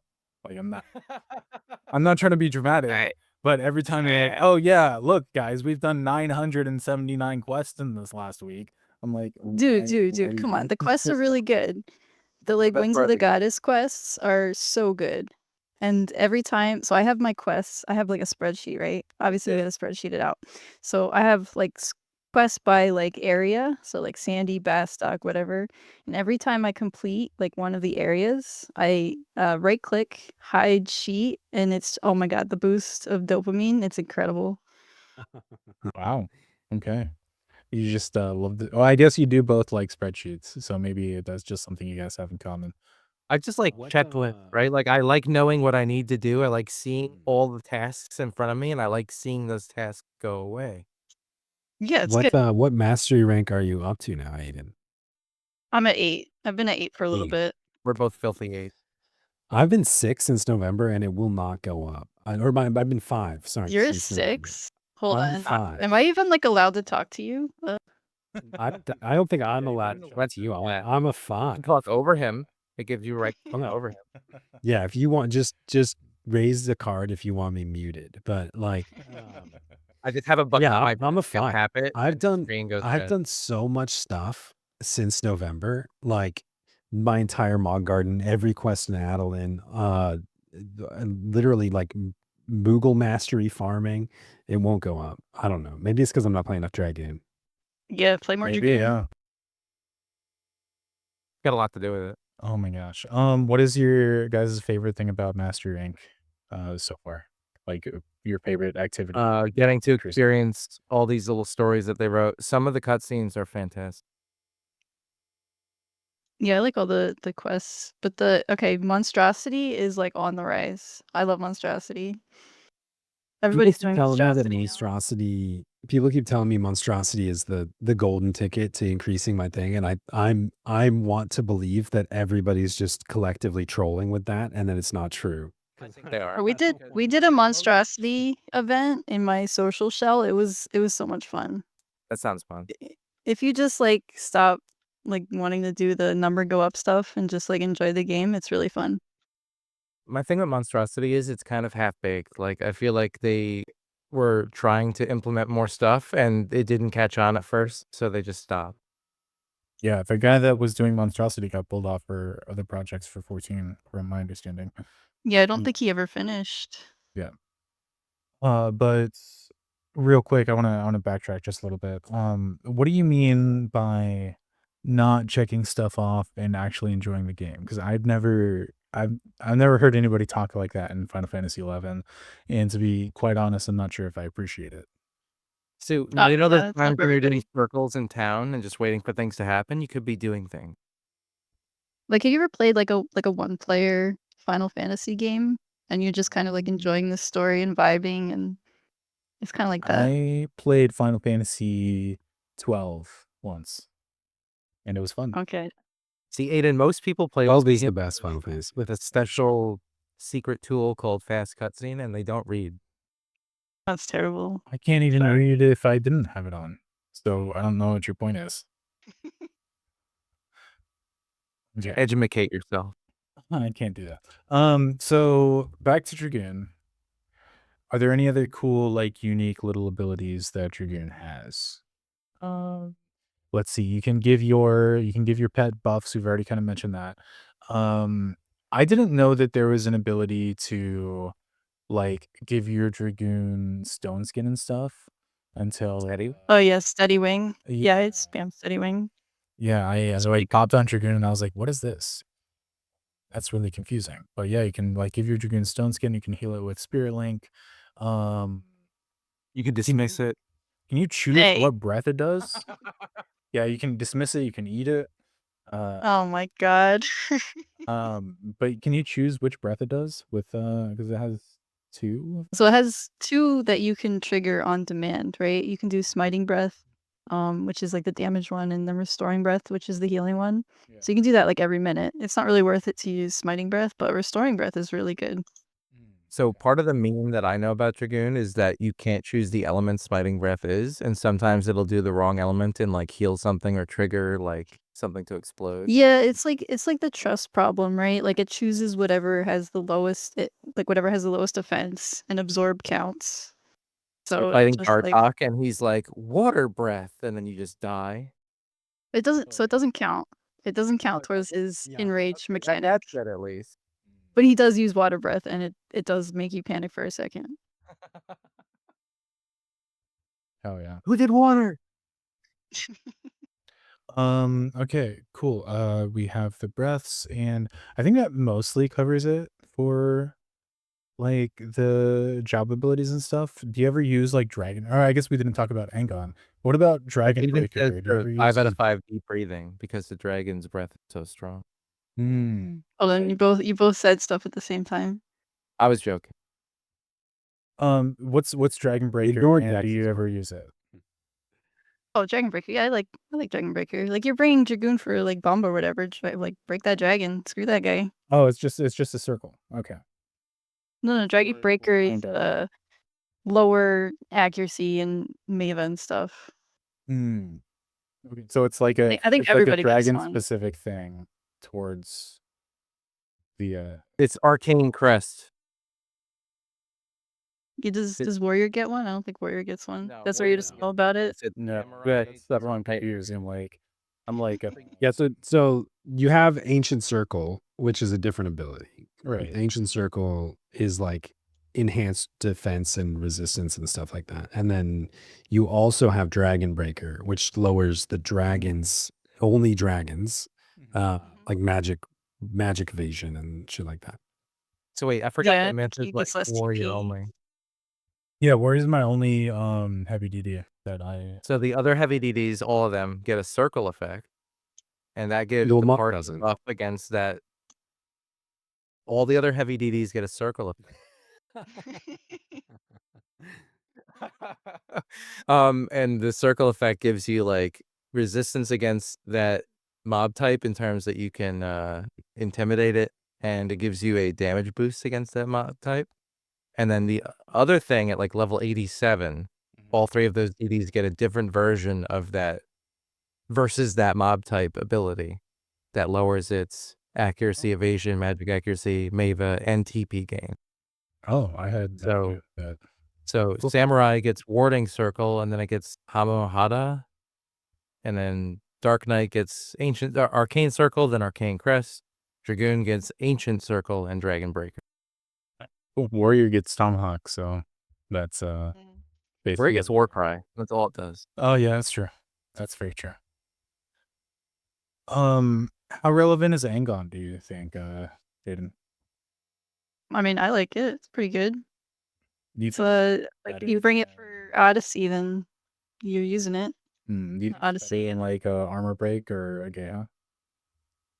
I mean, it is in You some don't get to use ways. the TP. Of course it's better. Well, and it's like it can't be resisted. It just happens. Like you have to worry about like, okay, is this a thunder guy? I'm gonna have a bad time with this with my full break or whatever. It's slightly weaker, right? Like it's 20%, not 25. Yeah. Not if you have the hands. If you have the hands, it's 25. Cool. Oh. So like it doesn't even matter for short fights. It's gonna be fine anyway. It's gonna last the whole fight. Save your TP, folks. We got a Dragoon. Yeah. Just throw Angon at it. Besides Angon, like what are the Dragoon merits look like these days? Dragoon, I haven't even touched those in a long time. I'm assuming they're all the same. Fake Dragoon doesn't It looks like the first group is all like jump recast. Like it's just Angon. Yeah, jump recast, high jump recast, and then Feels like deep breathing used to be good. And then it's 5/5 Angon, 5/5 empathy, and then you never have to look at it again. I think you just do empathy, nothing else. Yeah, I think you need all 5 in order for it to get the full level when you do Spirit Link. So that's like non-negotiable. TP. It's basically another jump. Yep, That's crazy. jumping all day. Okay. Kind of like a side question. If we go back to the Dragoon Wyvern, and it says like the stats that it gives range from like 2 to 10% or 4 to 10%. How do you increase that? Is that just job points or is that Spirit Link. So the Wyvern levels up based on the experience it gets, but Spirit Link gives it experience. Wait, what? So you can't just do one Spirit Link. You want to do Spirit Link on cooldown to like build up. No, you just need one. As long as you have 5/5 empathy. one. Oh, if you don't have 5. Okay. With empathy capped, it gives you the full 1000 experience rather than 200. Yeah, and then you're all set.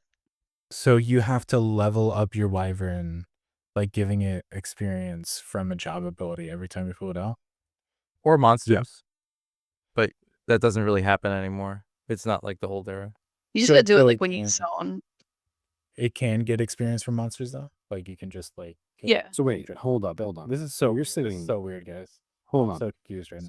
I just have I the. promise you just gotta spirit link once with 5/5 empathy. You never have to worry about The it. modern era has removed the need to complicate it by fighting things. You just press a button Yeah. and you're cat. I have a lore question then. So every time you pull the wyvern out after, say, you spirit surge and absorbed it into your soul, You whip it out. and it has to level up again. So this is reinforcing the idea that this is a new wyvern. It's not the lying. same Just one. like he just like forgot. He's got to recover from like being absorbed. You just gotta spirit link him again. It's I fine. see. Okay. He's fine. He's definitely the same guy, and I'm not gonna think about that anymore. I got No, throw the Pokeball out. I think we need to really elaborate. He needs to recover from being eaten, guys. Give him a break. It's rough. Yeah, it's rough out there. If still have that for baby wyverns. Didn't they kill one in the Dragoon quest? Like, isn't that the start of the quest? He like smacks it. Yeah, the one guy like smacks it down, And then we call PETA, and then all's well. and he gets better. It's fine. It's better. Okay. All right. Well, that's good to know. Got better. Jesus. I didn't realize Dragoon was such a doggy wyvern world, to be honest with you. So beyond merit points, I feel like personally Dragoon is like in a super weird spot when it comes to gear. I don't know if you have any thoughts on that, Aydin. I feel like Dragoon kind of got Yeah, I don't by the way. love it, but like it's so OP. Like I understand they had to balance it some way. It wasn't until recently, though, right? Don't worry. I want to pretend that any time before the prime just like didn't happen. Yeah. We don't talk about I that. mean, Dragoon, outside of its armor that looks very heavy and cool, all of its armor has always been like light rather than really heavy armor. And as far as DDs go, like back in the day, what do you mean you can't wear Hallberg and I have to wear the scorpion harness? Okay, you know what I mean? Yeah, I mean we got that kind of- Ares. We got Ares stuff when that came out, which was nice. And that kind of fed a little bit. And drooping and salvage, so That kind of fed some of the Lol Dragoon too, because like they were a little bit more fragile, so they would die a little bit sooner than some of the other heavier armor, like frontline people. Yeah, I always got Take a look confused for it. because Dragoon was like not exactly a heavy armor DD, but also kind of a heavy armor DD. It's like straddles that line between thief and monk and warrior and dark knight. It's really strange. Yeah, we got stuck with Assault Jerkin for a while. Yeah, I remember that. Did you ever have to use like the agony jerkin, the updated one, when you were coming back to the game? No. No. And it's like, oh god, no. No. Okay. I'm just curious. Myth. Yeah. What drops the Salt Jerkin? Go. Rock, Os. bro. Fuck. It's Os. It's- Get out of Isn't here. it? No, it's rock, isn't it? No, it's Os. No, it's Oh, what the Os. what? I'm tripping. Oh my god. Okay. My like Hey. Beastmaster friend back in the day helped me camp it. He was a real bro. What does rock drop then? Lap- Rock drops a Rock staff. drops. Yeah, white mage stuff. Out of my mind. Okay. Healing staff. Anyway, so if you like have a new Dragoon, if you have a baby Dragoon come over to your link show in Bahamut Laden, what like a gear do you point them towards? How do you point them towards Anyone. like making a new Dragoon? What's their first steps? Well, I mean, to be honest, right? Like, let's take a step back here. 99% of the people who like start the game, they just do it for the story. They don't make it to endgame. So Well, yeah, they can just do whatever they want. sure. But let's pretend that somebody wants. But if to they're a get- sicko, right? If they're a sicko and they're gonna actually go into endgame, right? then like unfortunately the ambuscade stuff really lasts us a long time. Like the Flamma stuff. That is really unfortunate. You're right. Fuck. It's really gross how good the Flamma hat and feet are. Yeah. Like even now. Even now, yeah. Like It's obviously, either that or really Niame until you actively. do your Limbus. Yeah. I was thinking about that the other day because like I said, I made that video.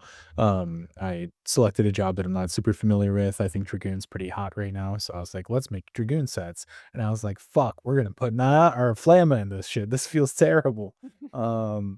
But Yeah, it sucks. Like a lot of jobs they just do their like Empyrean and then you're like good for a while. But our Empyrean's like, it's A okay. few But jobs that it's kind of got shafted.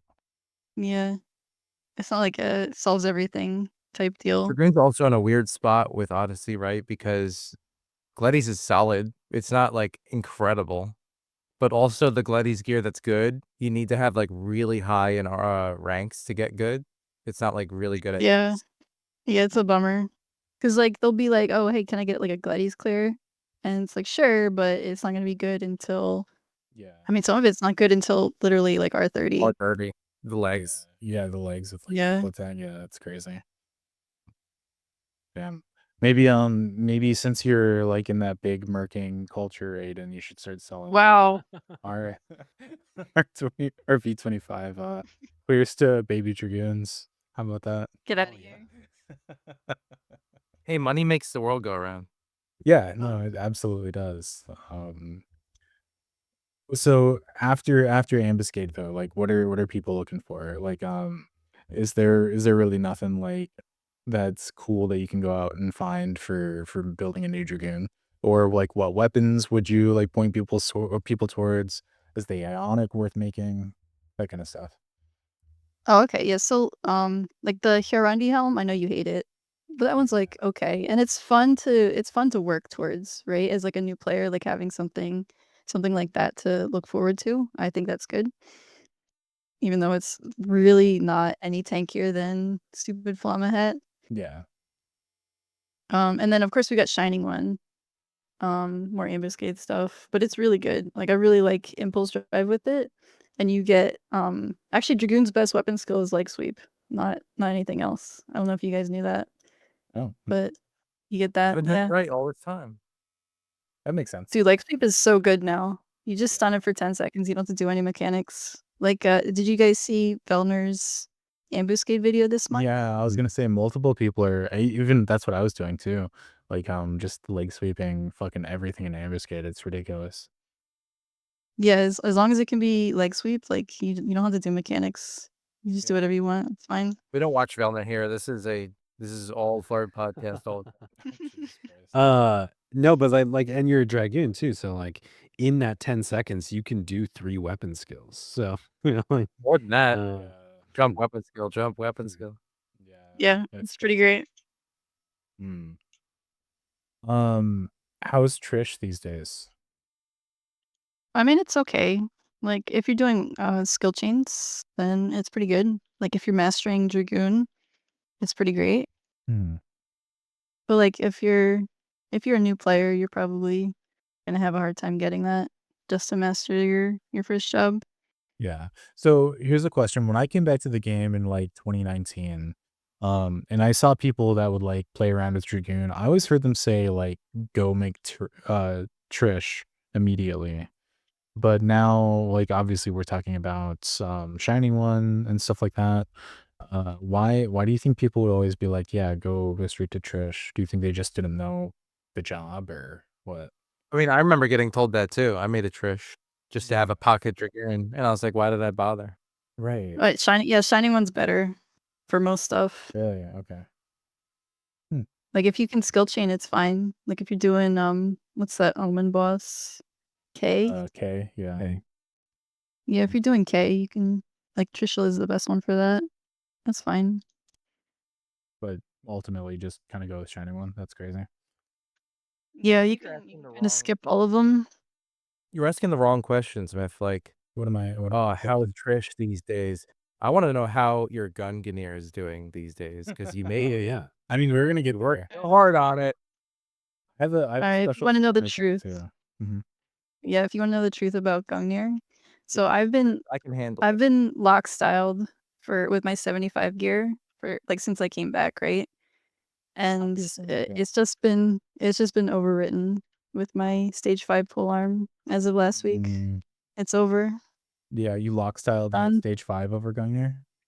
over Gungnir. Yeah, it happens. That's You really don't even like your shock spike? Oh my, what are you even a Dragoon? Dude, I was so excited for shock spikes back in the day, and they were not there. God. I mean, the way those We played a mob. volt mobs put up shock spikes and you're I was just gonna locked. say, Yeah, theirs is so good. It's sick. when we do when That's we what I put a would mob, they do Gear Skogul, and I'm like, I'm not TPing on this anymore. I've got to TP on something else. Yeah, ours was not that good. Like Gungnir is still fine if you need to do like a 2-step darkness or something, but that's about it. Is that what Okay. your Skogul does? Just back-to-back darkness? It's just better darkness. It's not even back to back. I think you gotta do Gear Skogul into Impulse. I don't know off the top of my head. Now, another important question.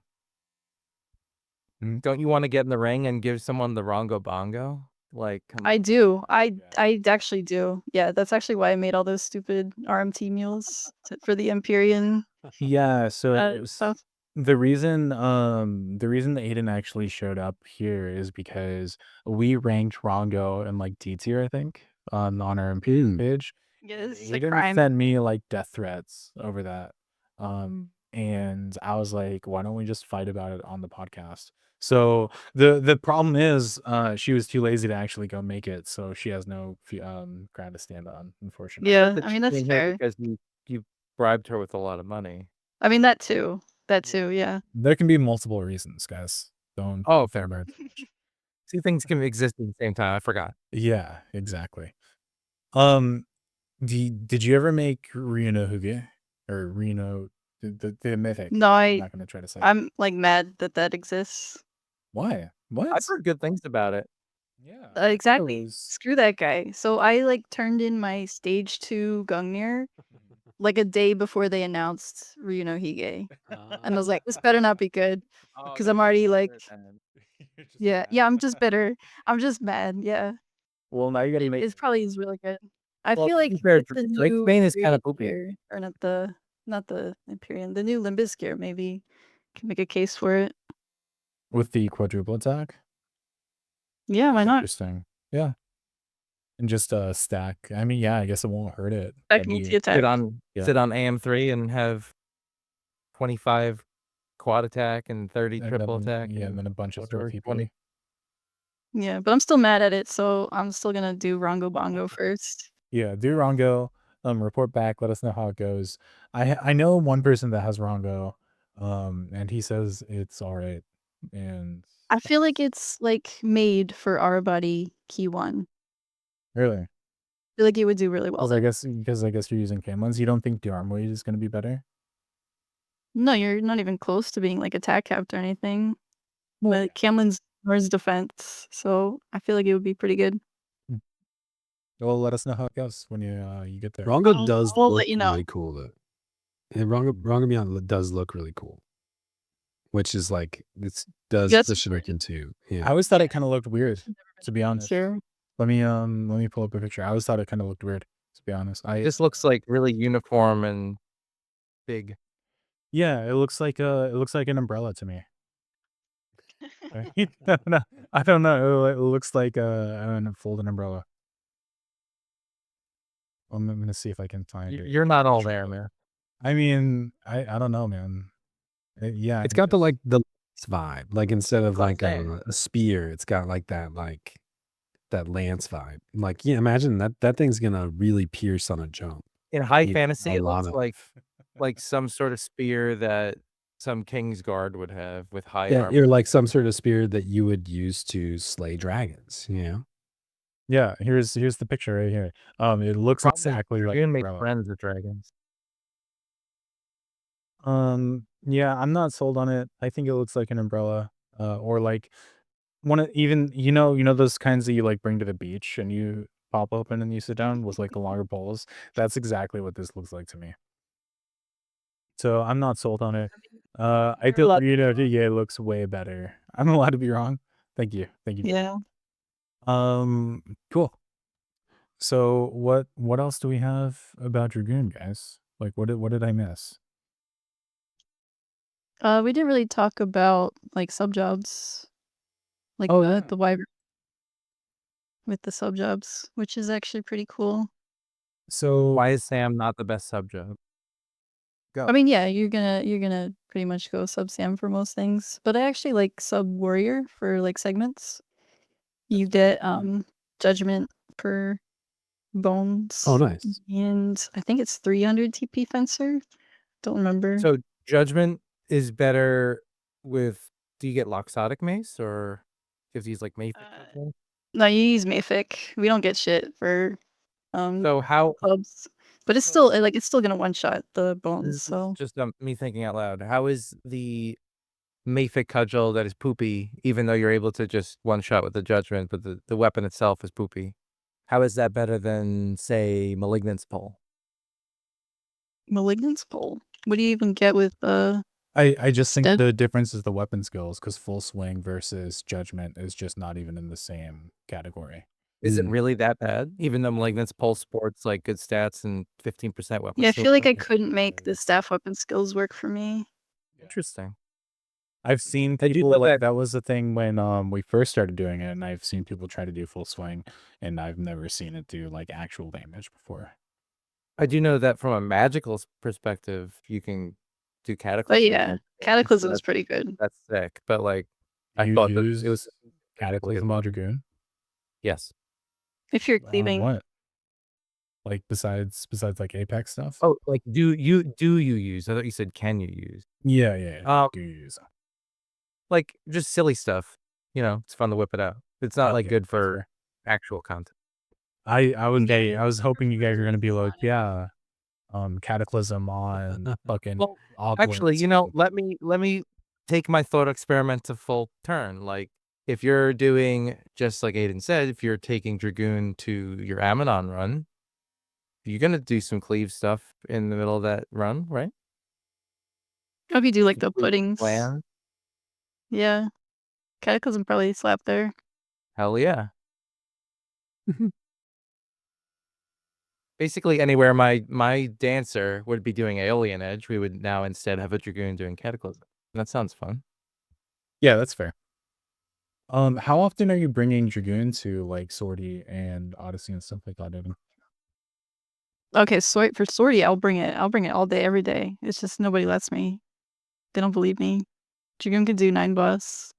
How can we convince the community to bring Dragoon over Dancer? How do you think? Know about pom-pom fruits. Step 1.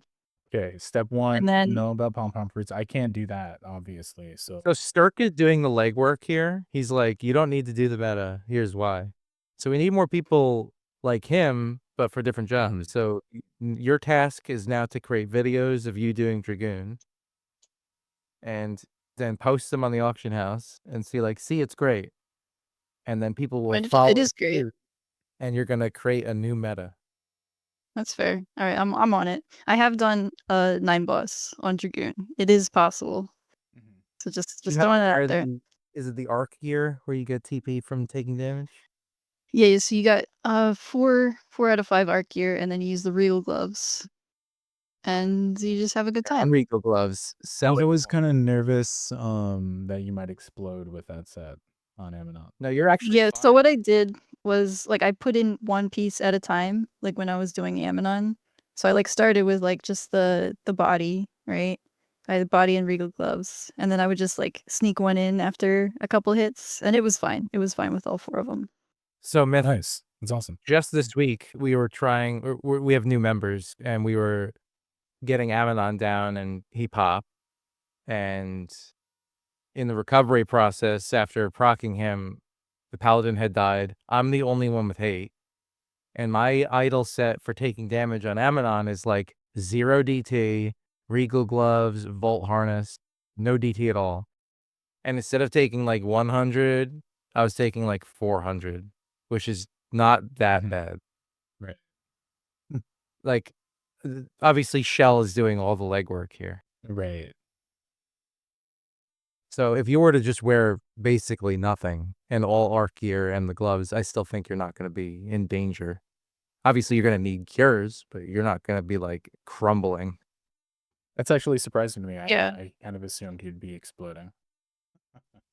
The paladin wasn't complaining when I did it, so I think natively you just have enough magic defense bonus anyway where it's not that big of a deal. So like in the form of 9 boss, like what else does Dragoon have it going for it? 'Cause Angon. like we've already talked about like the movement speed from Dancer. Okay, does Angon give you more or less like defense than Dancer would? Well, I think it's the Dancer has to apply same, but box Dancer has step to do it twice, twice, right? right? Yep. Yeah. So Angon's right away. So Actually, Dancers are what? chumps. So since they have to be twice, Dancers are chumps. Box step is 10% at max, isn't it? 10%. Or is it Okay. 20?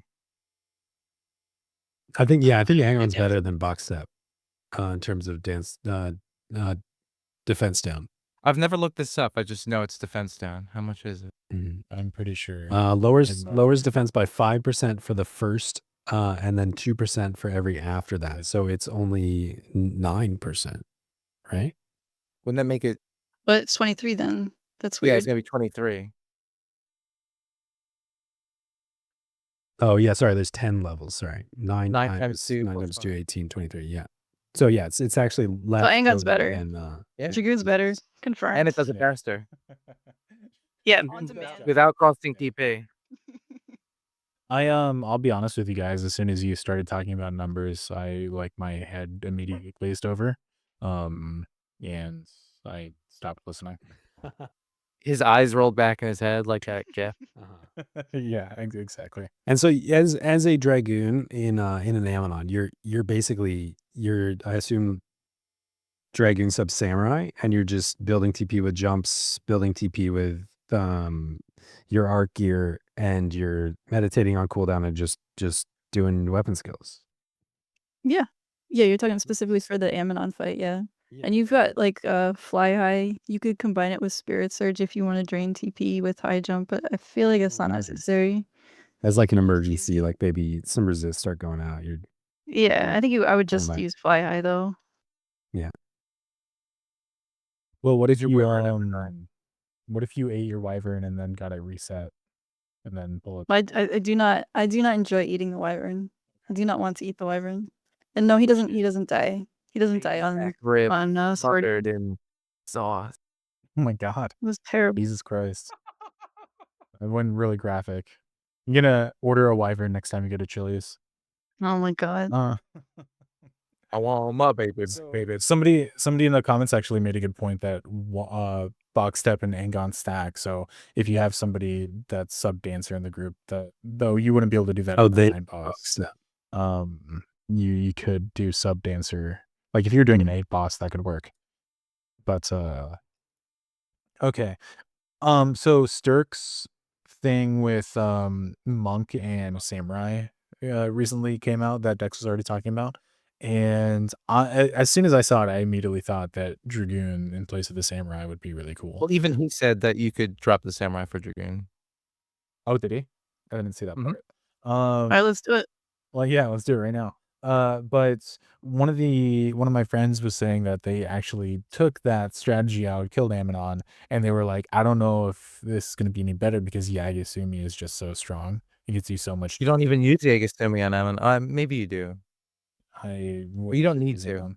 Do you use it on another boss maybe? Well, I don't. I haven't done the run, but from doing 8 boss runs, I don't see why you wouldn't use Yagasumi on F unless you're kiting it. Yeah, I guess that would make sense. Sure. There we go. Dragoon best Ammonon job confirmed. Crazy. I don't know. I want to try it. I'm gonna start working on it. No, I think honestly, every time I hear about Dragoon, it sounds like a lot of fun.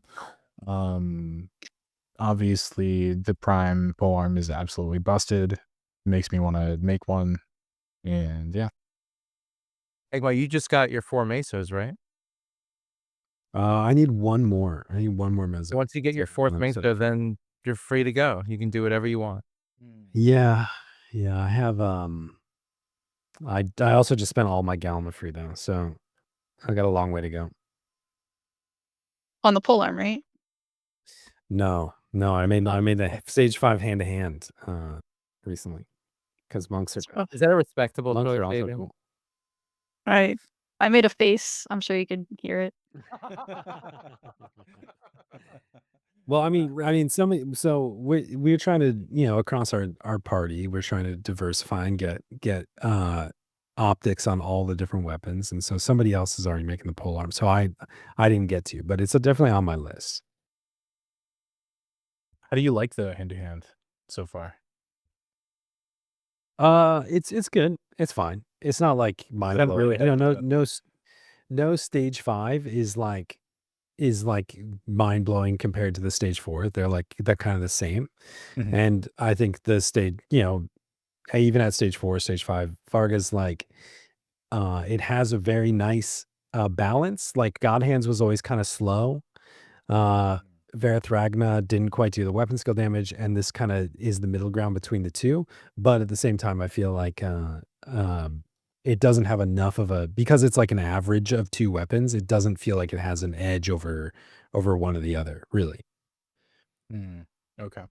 You don't notice the white hit a lot more with the stage 3? Actually, I notice it like compared to Warrior, like because Monk attacks so much and it only triggers on your first punch, it feels like you're not doing the multi-hit, the multiple damage as often, because like every time you attack, there's three different attack things happening, and it can only proc on the first one. So it doesn't feel as impactful, even if it's happening the same amount. That's sad. I'm sorry to hear that. Since we are talking about Dragoon, Aydin, you recently finished your stage 5 polearm. Did you see like a significant difference as far as the like stage 4 to 5 for that one? Not really. I mean, cap damage is cap damage. Mhm. I wish it made my wyvern glow. That was my one complaint. Oh, that would have been sweet. Hell yeah. Like he gets the +3 levels now. Like he's so strong. He's so cool. Like he should be glowing along with me. Does he get your does he get the PDL? Because I think like the automaton does. He's a I good think the boy. automaton gets the aftermath. I don't know if the wyvern does, or if you ever will have enough attack for that to ever be evident. I don't know if that will ever be a thing, but I'll see if I can figure that out. Yeah, let's see if we can figure out a way to cap a wyvern's attack against something. That'd be. I mean, we've got to be able to. In touch with your ending goal. Yeah, it's got to be able to be doable. Like if we went out and frailty to like a level 1 rabbit, and like a step. Oh yeah. on it. I'm sure we could do it. I did like for mastery rank, right? I've been doing like all these weird like there's like level capped escort quests. I did one on Dragoon and he didn't like level down. He was just like one-shotting everything. It was really cool, actually. That's super funny. Oh man. Just like a level 123 wyvern or some shit. I wouldn't know what their real levels are, but I assume there's something like that. 1 arena, 2 enters, 1 leaves. Your doggy or Pondering Peter. Oh, Jesus. I don't know if I would bet on the Peter for that one, man. Peter is really He's a strong. fucking monster. He doesn't fuck around. Yeah. Like I'm sorry, Dottie, Best you white mage. went down. So how's the white damage on it though? I don't think Dragoon is very known for being a white damage job, is it? Not really, but I think with the Limbus gear, especially, I think it could be a thing. Still working Oh on it. really? Does Okay. that set have PDL on it too? Yeah. Does it? Ooh. I know it has enmity and Quad. quad. Does it have PDL natively? It's like Gledies +1 sometimes. So it's got like PDL the same as Gledies does. Okay. Let me see. What is that? Is that Clemency? Yeah. Yeah, Clemency. So you get crit hit rate and PDL and quad attack, which is pretty cool. Nice. Yeah. If you were to Yeah. pick your first piece for that set for Dragoon, which one would you make? I mean, I really hate using that stupid hat, and our That's a feet are cute really hat. bad. Yeah, so I am working on the head first. Okay. I was What's hoping your you were gonna normal say head? feet, so that way you could validate my video, but it's fine. Is that Dex? What's the normal feat that hat that you'd use? Is it the Flamma or the Odin hat? And that's like the only game in town? Yeah, it's Hirandi, and then if you need to do more DT, you put Niame on. It sucks. Ooh. Yeah. And Dragoon has yeah, good I mean, like, all this is say, the Limbus gear set is extremely good for Dragoons. You guys should buy Galka shards, especially on Shiva. No, you just got to change race. I think I just need to change the Galka. I think it's in my future. Yeah. Or, you know, if you need shards of mercy, I've got some. So just let me know. I think Screen messed up. I think your wyvern should scale in size based on your race. So like the Galka's wyvern should be bigger. The guy that just feel like the full size wyvern that like the monster. Tartar I should scale still like a pup. I still think I still think that should have happened at some point, is that your wyvern grew up and you get like a big one that's just walking around with you. That'd be dope. If the wyvern could age like thematically, you'd eventually have it die. So we can't have that happen. Okay. All right. My last question for Dragoon. Is there anything that you would want it changed, or like any way that you would improve the job? Even if like this was like a retroactive change before the new Limbus gear or the stage 5 full arm or something, like how would you want the job to change? I mean, it's almost perfect right now. The only thing I would change is like eating the wyvern thing. That's not like great. I don't enjoy that. I wish to eat less wyverns. Like I wish Spirit Surge, like either like it just left the wyvern out, and I like the you idea of do all that fusing your stuff. spirit with the wyvern spirit, and like you become one, like a Power Ranger fusion or something. But after the SP ends, you should have Call Wyvern back. Like it should refund the cooldown of Call Wyvern. I mean, he should just come back. He should just come back out. Like I don't want to use I don't want to use the cooldown on it. And it should count as him being with me for the spirit jump and the soul jump, because having them give less TP when your Spirit Surge feels bad. Yeah, it's supposed to be like the power of friendship, not the power of eating animals. Yeah. You know what else would be dope? If during Spirit Surge you got your like / Jabba Dragoon wings out. That'd be cool. That would be cool. Heghmoh, weren't you guys talking about eating Pokemon on your stream yesterday? Oh yeah, we were. Yeah, This is kind of the same thing, if you really think. Wow. That's messed up. It's just how wyverns are just normal animals that happen in Vanderbilt, and sometimes you just have to cook one up and eat it to make yourself more powerful. That's terrible. Wyverns are amazing. You should stop eating them. Very cool. Have you ever done the emotes? Wyverns get the best emotes. Oh, they do little flips and stuff. Oh, do /blush and you'll instantly become a Dragoon main. Yeah. What happens when you /blush? Well, the automatons Yeah, also try it. have some good emotes. Yeah, but they're not as cute. They're pretty So cute. before you /blush, you should /job emote pup first. Heat up a little bit. Oh, okay. Get those rosy cheeks. Yeah. Yeah, you gotta double up on the emotes to get the best function, right? Yeah, being real, like emotes are always used in conjunction with other emotes to make like chain of event type shit. Cool. Okay, well, as we start to wrap up, guys, how do you feel about Limbus? We gotta ask the question every day. In fact, Heghmoh's been kind of having a rough week, so I think we should start adding a segment and just like checking up on Heghmoh's mental health. So Heghmoh, how are you doing, and why are you? Well, you know, well, I want to say actually, I finished my Temenos runs earlier today, right before we started the podcast, and I actually got 4 of 5 Alabaster Matters. So I think Limbus might be the best content they've ever made. I think there's not really that much wrong with it. It's actually pretty good. I got 4 to 5 Murkies this week, and it felt really good, to be honest with you. Damn. Yeah, I was shocked. I have been like crashing out on Limbus though recently. I think like we were talking about it earlier this week is like, you know, nobody ever said this, but I convinced myself. I was like, oh, they're gonna do one more Limbus update. They said spring. That's got to be in March. It's got to be coming because they didn't do anything in February. They're gonna finish Limbus and make it good in March. And then they like came out with the patch preview and they're like, trust adjustments. No, every day of Limbus. Every day we get that patch note since December when they did the last big update. I'm like, the next one's coming soon. They said it's not done yet. when they did that and there was no mention of Limbus and I was in Limbus and I was like, so this I got another month of this. Like it's not You're gonna get just any better seething, for another frothing at month. the And I was mouth. just like, I'm like, that's what drove me to World of Warcraft. So They did say it's not done, right? But I don't know. yeah, they said there's one more. I don't know where everybody started saying March from. Like Oh, that nobody was a ever said- wild. Yeah, and nobody ever said they said that they the would thing, do is, like, more the people update were saying in the it. spring quote. But when Well- in Square Enix logic, spring is April or May. You know what I mean? They when they say summer, they mean the end of summer. They also didn't say Yeah. spring of 2026.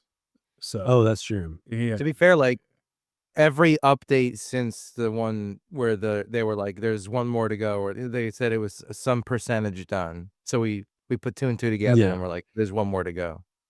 Every update since, everyone's been like, this is the one. I know in January people were like, Limbus next month, and then that didn't happen. They're gonna make it fun. This month people were like, Limbus next month. I'd rather grind mastery rank. Me too. I'd rob you. I spend so much time working on my spreadsheet that I often like leave 1 or 2 Limbus climbs undone. Yeah. I'm not doing all my climbs every week, I'm sorry. I did from January until last week, like from when they did the initial update with like adding the armor in, I did 10 out of 10 every week until last week. That was the first week I just skipped Apollyon. Fell off the wagon. And I managed to do 2 Apollons just now, and like I don't think I'm gonna go much further than that. yeah. But It's- you also especially have on like, a thread, surplus. I'm ahead 18 murky matters, and there's nothing to do with them because I finished my ring already. And it's just like, I don't know, like what's the point? Why do it? Yeah, I mean, you're in a good spot for that. So you're doing fine. The rest of us peasants need to do every run or else we're not going to be able to catch up because we're already ahead of the game. You were doing Limbus before the gear came out, right? Consistently. Yeah. Yeah. So we weren't. So that's why we got to In catch up. typical Square Enix fashion, they release like rewards months after and just say, just do the content for fun of it at first. Or like you'll get Mhm. much less of a reward at first. Like how Sortie was capped at 100K and you basically couldn't get any points at a certain point. You had to spend them on a box because you were going to be Right. capped. Right. But now that the And gear now is it's out, like, oh. everybody should be doing it every day. But it just feels insulting to the players that were like the content came out and it's like, open the box to get 3K. And that was it. There was no matter. And it was like, yeah, you can upgrade your artifact and relic. I feel like that would have been a great period of time to be taking a break from the game and not be playing. I just didn't do Limbus that much because I had a feeling that it was going to be like one of those weird things. I don't know, man. I guess you were right because I did it every climb every week back then. And it felt like a waste of my time. And I got a little burnt. Yeah, I guess. Well, I mean, think about it. If you did do it every week, there's some people that in the community that we know that have done 10 runs every week since Limbus came out. And they have more units than us, I guess. They have more unit. I mean, instead, the players that have never missed a single week, like I know Valner that never misses a week. He's got a mental health problem, bless his soul. Jesus Christ. Leave Velner out of this. God, you've been being so mean to Velner out of nowhere today. He would agree with me. Oh, yeah. But so people like him who've never missed a single week, their cap is like 580 now, Yeah. which is gross. But take this into consideration. If you have a 580,000 cap, if you were to just hoard your points and reach the cap and never spend it, you still could not fully upgrade a piece of gear from start to finish. That's terrible. Yeah. Why would you put it like that? How dare you? How many? Because it's if you had It costs all like 630 or 31, something? 31 murky and alabaster. But say you had all that, Yeah, you would still need it's a total 630 RP something of points. 629,650 to go all the way to rank 30. Yep. You could So see that they're only a few months away. Only a few. Think about that. That's only a few months away. I guess I that's haven't been that's having the a problem silver lining. with the. But with you the can also both you zones. you I've been. if you yeah, that's what I was gonna say. If you have been doing both zones consistently, they could go 1 to 30 on a piece by splitting it I get between that. 2 different zones. Yeah.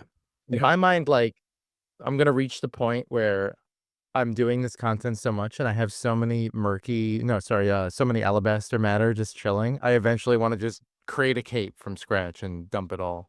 Yeah. Yeah. That's what I was thinking about doing. Once I hit a surplus of like 35 or 40 murky matters, I'll just drop all of them into a cape and have it for some reason.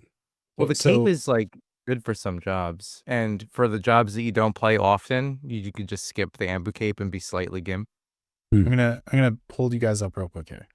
Have you ever thought about once you get to a surplus like that, you could just take a break and not Yeah. yourself? Yeah, no, You guys are coming in here every week, and I have to listen to you guys about like, yeah. I fucking it's Limbus. This is crazy. It's Just not do it. And I think that it is important to remember though too that like not only does are we just like yelling into the void, but like Square Enix doesn't care what we say or how we feel. we are telling them that we enjoy Limbus by doing it. You know what I mean? If they're looking and like they're like, oh look, the people are doing Limbus, this many chests were open, so they're doing it. They must enjoy the content. The only way to like, the only way to cast your vote is to stop doing it. And that's a tough spot to be in. I think that's a good point. Aydin, I have a Kinda like, question for you. Yeah, go ahead, Dex. Yeah, what's up? What I'm currently doing is Mobla Maze Mongers. So how many Mobla Maze Monger mazes have you completed? Let me check my spreadsheet. Oh God. Oh hell yeah. Uh-oh. Side note: Aydin is also the one who taught me everything about making a crafting shield. So Nice. she sent me the spreadsheets for the crafting shields and how to farm spheres and stuff like that. And I was like, oh my God, that's actually insane. It looks like I've done 100. What? So I'm not too far along. Oh no. I thought we were gonna be like high-fiving. How many have you done? I've done 820. Holy shit. What the fuck? You're almost done. You only have to do Did- 1,000, right? What Yep, 1,000. was Dex the one that said something about somebody having a mental health issue? Don't know. Yeah. Yeah, you guys are like, you're like, what's wrong with Limbus is so terrible, it's so repetitive. Let me do this 1,000 maze monger. With it's not a big deal. What the fuck? Just want the title, man. Yeah, I'm not working Oh, much on that one yet. I have a final because I have to make my Dragoon Prime polearm video for YouTube soon. Hopefully I'll do it I'm looking this forward week. to that. I promise. I will do it eventually. People have been asking about it since I started making these videos like 18 months ago. Is there anything that I have 2 questions about that for the Dragoon specialist in the room? One, is there anything that stands out to you that's super cool, like the Wyvern level +3 that makes it an exceptionally good weapon? And 2, could you say the name of the weapon for me? I know how it's like supposed to be pronounced, but I'm not gonna actually say it. Sorry. What? Oh, because the way it's supposed to be pronounced, because I did my research, is Gay Booyah, right? Yeah, booyah. Okay. Yeah, that's what I thought. That's because I don't want to embarrass myself. But if you say As that, like, long if you're as- just like talking to someone and you're like, "Yeah, I got my gay boya," and they're like, "What the hell?" Yeah. Like communication is a two-way street. Like the other person has to know what you're talking about. Yeah, that's why I always Why are say they making prime it polearm. weird? I just say They're prime making it polearm. weird. You're saying it correctly, and they're making it weird. They're casting their aspersions on you. Okay. I haven't really noticed cool. the +3 on the Wyvern yet, but Mm. I do like the double attack and stuff. It's pretty cool. Like in terms of the stage 5 versus the 4. I have a follow-up question for that. What level gear do you wear other than the spear? Did you drop a lot of it from your sets because of it, or did you just leave what you were already using, like the neck or the earring, or sorry, yeah, the earring,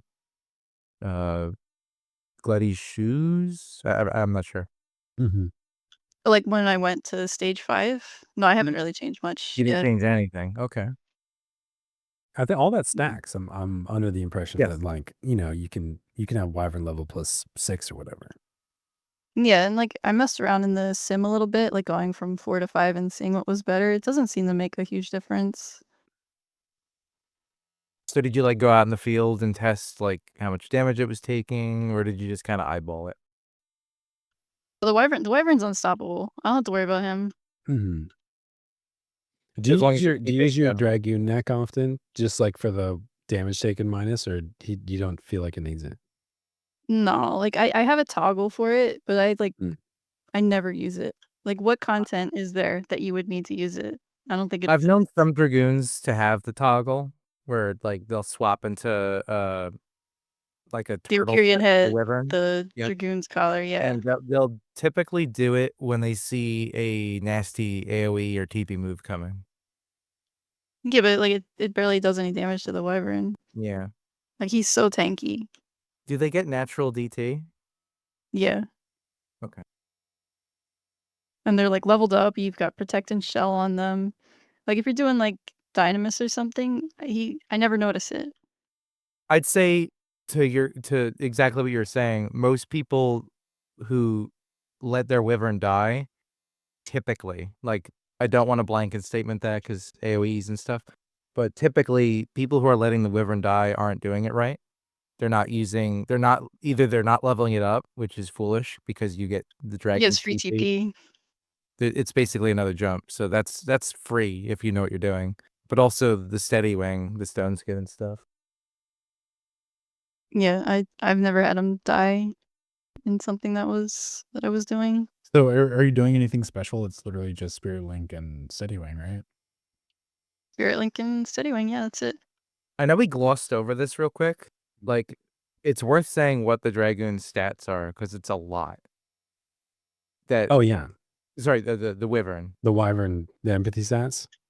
So when you have the Wyvern out, you get, it starts at a base level and then you level it up to max and then you get the full stats. But obviously, clicking Spirit Link once maxes it. So it's kind of inconsequential to say you start at 2% or whatever. So when you have the Wyvern out, you get 20% attack, 20% defense, 10% job ability haste, 10% weapon skill damage, and is it 15 double attack or 5 double attack? 15. Yeah, 15 double attack. Which is kind of crazy. Yeah, that's Yeah. gross. Yeah. Dragoon's pretty good, Yeah, it's guys. busted. Yeah, and then then you have Passively will have double the puppy attack. out. Then you have double attack 10% on the pole arm at stage 5. Plus like whatever you have in gears. Yeah. Yes, the Dragoon doesn't get any native double attack, except it does. Yeah. So like when I was doing my sets, I was like putting together like random theory craft stuff, and I was like going through Dragoon stuff. I was like, well, I feel like most jobs kind of like lean one way or the other, like depending on what they're doing. Like obviously warrior once it's double attack. Samurai will often go to like its store TPs and Hasso stuff. I feel like Dragoon is kind of like at the mercy of just what it's allowed to use. Is that like kind of Yeah, we're too powerful. They have to keep us contained somehow. like I feel like the other heavy DDs have so many more options as far as like store TP and multi attack go. Dragoon is like, hey, you Dude, if we could use Sikpata, could you imagine? Oh my It'd be god. ridiculous. Nobody would play in another job. Yeah. Crazy. Yeah, but instead they gave it to Dark Knight, and now it's just really sad. Okay, Just about leaving the hate on Dark Knight. Hoxie and Pula for Dragoon. How is it? I don't love it. It's awkward. Yeah. So, double attack and multi-hit can proc on jumps, but it doesn't return TP the same amount? Or it does? No, it does. Okay. So there's that. Yeah, but like I we think don't that- have like store TP on our other stuff to like all our stuff that we can use has double attack. So we were already using double attack. You throw Oxy in, you're not really gaining a whole lot. Like you could throw your Well, Empyrean body in, you Buddy's can throw some hands, Glidey, the relic legs. get Relic Legs. It's just like it's okay, but like if you need to use Angon, right, then you have to like reuse it afterwards. It's really Oh, awkward. true. Yeah. Angon's there. And then I think that like Dragoon is so different in terms of like just because it can generate so much TP from jumps that you're not benefiting as much from the double attack rate. Like because you're not relying so much on just auto attacking to build TP. It's kind of in a different spot. So Yeah, to seen it. expand on this topic of multi-hit and jumps, like if you want to just take the Hoxney argument out of it and throw it away, doesn't that make the clemency set even that much stronger for Dragoon? Yeah, slap it on there. Let's go. I feel like Jump clemency was attacking. Yeah, I feel like clemency is like just about everything Dragoon has been asking for the last like 10 years, honestly. But that's It feels like it was my designed opinion. just for Dragoon, and the other 3 jobs on it can go kick rocks. Yeah. So Pretty much. does anybody know who at Square Enix is a Dragoon main? Because like It's Vegito. It's obviously Vegito. Yeah. we got the Prime Pole Arm, we got the new set that's just like made to make them good. Like But yeah, Dragoons are finally gonna start eating again. Yeah. And it's Yeah, no, I've thought that for a long time. I was like, this guy, he loves Dragoon. Like ever since he took over, he's in. I Did don't you want see that? because I'm gonna start doing Shiraj jokes and No, no. Oh no. We had to kick him off the podcast because of that. So like, yeah. Oh, I wasn't supposed to say that. I forgot we have a different public narrative. Shit. No, you're No, Myth will edit it out. I'll edit it out and I'll make sure that the PR team knows that we need to do some public outreach and recovery for what's get the press involved. So how far are you guys on building this Dragoon armor, Aydin? How's that going for you? This I don't want to talk about it. So have you bought any pieces yet? Have you like unlocked like the base piece? Yes. I've got the base pieces. Okay. All of them? okay, Rich. Well, they're cheap now. It doesn't matter. And Aydin's a crafter, so 100-something mil for the whole set. It's not too bad. yeah. Yeah, I bought the body when it was like 100, and I really regret that. And I bought the head when it was 70, and I regret that. That one hurts still because then I saw one Don't for like worry. 30. I bought the Hoxney earring when it was 150 because it had dropped 50 mil. I was like, we're finally clear, and now it's 10 mil. Yeah. I just picked up my Hoxney and Pula this last week. I was like, I don't think it's gonna drop much lower than 80 mil. So I picked one up and I haven't used it yet. And I'm not really sure. It's holding at 80 earring. I'm not gonna buy the Hoxney earring until I hit 9. That's gonna be my treat.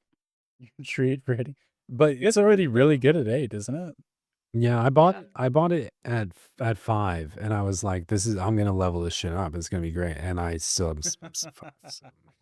No, I'm gonna wait.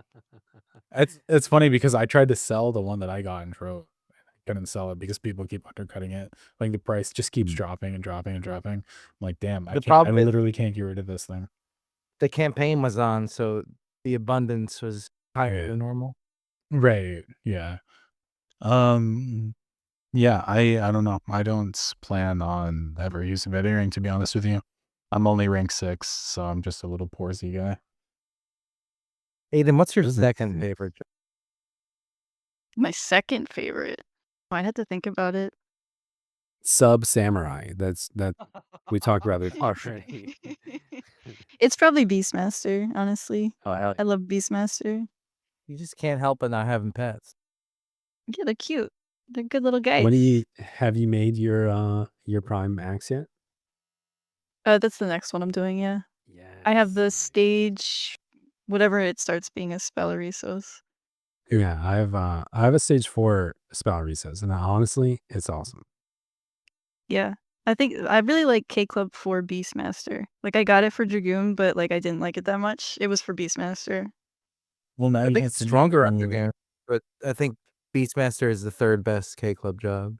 And they have the new Limbus armor for Beastmaster, and you can use the TP offhand axe. Come on. Yeah. The Beastmaster did get like the best one, didn't they? Yeah. The Limbus gear. Yes, what I'm working on. I think so, personally. It's the only thing that's keeping me going. Depends who you ask. Some people are like, "Oh, it's not defensive enough," but it has So like it's the Justice one, right? Yep. Yeah, that's definitely the best So- one. Come on, guys. Yeah, I mean, when I look at that set, I'm like, that's what every DD wants. right. It's got multi, shit's it's great. double, triple, and store TP, right? Double, triple store TP, Yep. double blow. It's perfect. Hello. That's NDT and 72 accuracy. Hello. yes, Dex. Hello. Bye. I think it's busted, and I just wish they'd give like more pets to Beastmaster. Like, just give me some updated jugs. I think that's part of it, and I think Beast also just needs their pets to have more abilities. Like, there's some pets that don't even have anything. I want Yeah. Crab Katoa. I want a full-sized wyvern pet. I want a scorpion. They never gave us a scorpion. And I'm still That's mad cool. about that. Yeah. Yeah, scorpion would be acceptable. Give me a pudding. I don't care. Porksy would be hilarious. I would love that. Yeah, Porksy healer would be fantastic. Get Pondering That'd be Peter kinda +1. But I love Pondering Peter. He can do anything. Problem He really can. I see is that, like, there's predominantly like 4 or 5 families that you get, and then there's some niche ones. Like, there's a Tull Fair, but like, there's a lot of rabbits, there's a lot of mandragoras, there's a lot of crabs, right? And there's just too many of them. They should have diversified it more. But that would require them making new things, and that's crazy. I don't know. It's just like dumb that like level 20 there's a sheep, and then level 40 there's a sheep or whatever. Yeah, give me a ram. Somebody said earlier about the Galka bows on the tail. They were like, yeah, we just have to delete 20 blue spells to make spurs for that. And I was like, dude, that'd be totally worth it. Do you want me to make the list now? I got it ready. You can go. Yeah. If I make the list of blue spells that can go, like, I think most people will listen, because Yeah, that's there's a lot of garbage there, and you know, I care about that job a lot, so maybe they can take my advice. Absolutely. Like, we don't need 1,000 needles, please. You know how blue mages get unbridled learning? Like, I want that for Beastmaster. Like a really cool pet for like a little bit. Cool. Or like, Yeah, somebody just said that. They said rages you know, or you get a 1 hour. Your 1 hour lets you summon a Knuckle. You just get a T-Rex out. like Arthiella in Sinister Reign. That'd be cool. Yeah. I would like that. Cool.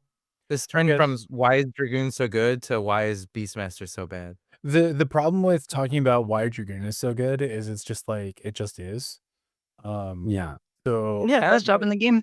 It's kind of unfair to call Dragoon a pet job, because like its puppy doesn't really do anything. It just sits there and you get bonus stat from it. Whereas all the other pet jobs are like, my pet is pretty imperative to what my design, and I need to be doing like pet things. okay, this is where I think we're gonna start wrapping up here shortly. But my last question is, what's the better pet job, Dragoon or Geomancer? That's not fair.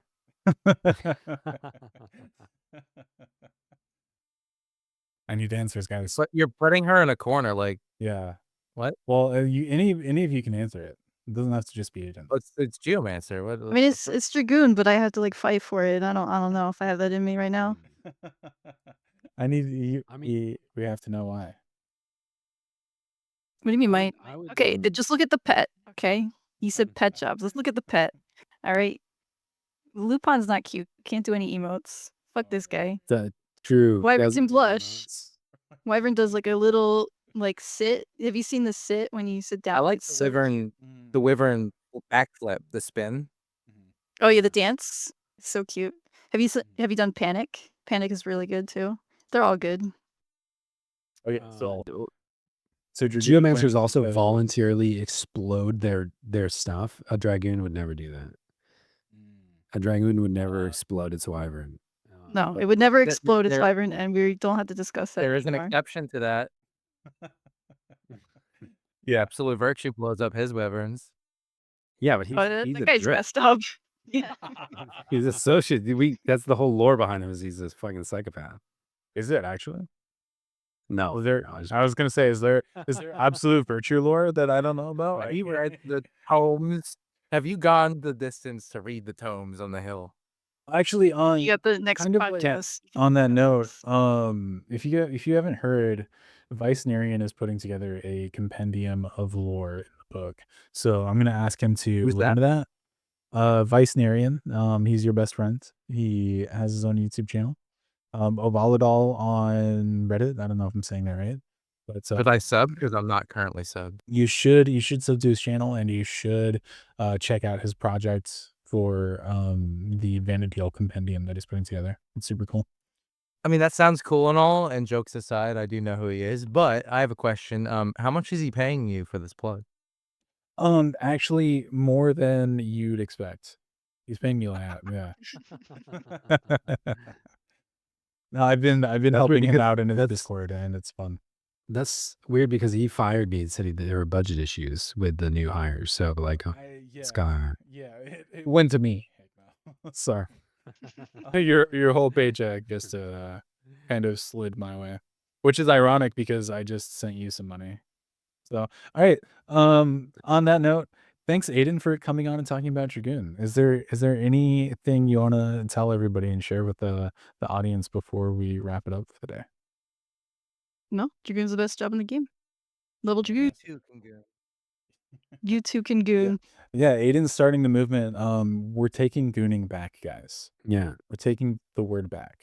Don't you want to be a gooner too? Wouldn't you like to be a gooner too? Jesus Christ. Let's all goon together. At the same time. That's the perfect sentiment to end the podcast on. Perfect. All right. Thanks, guys. Thank you.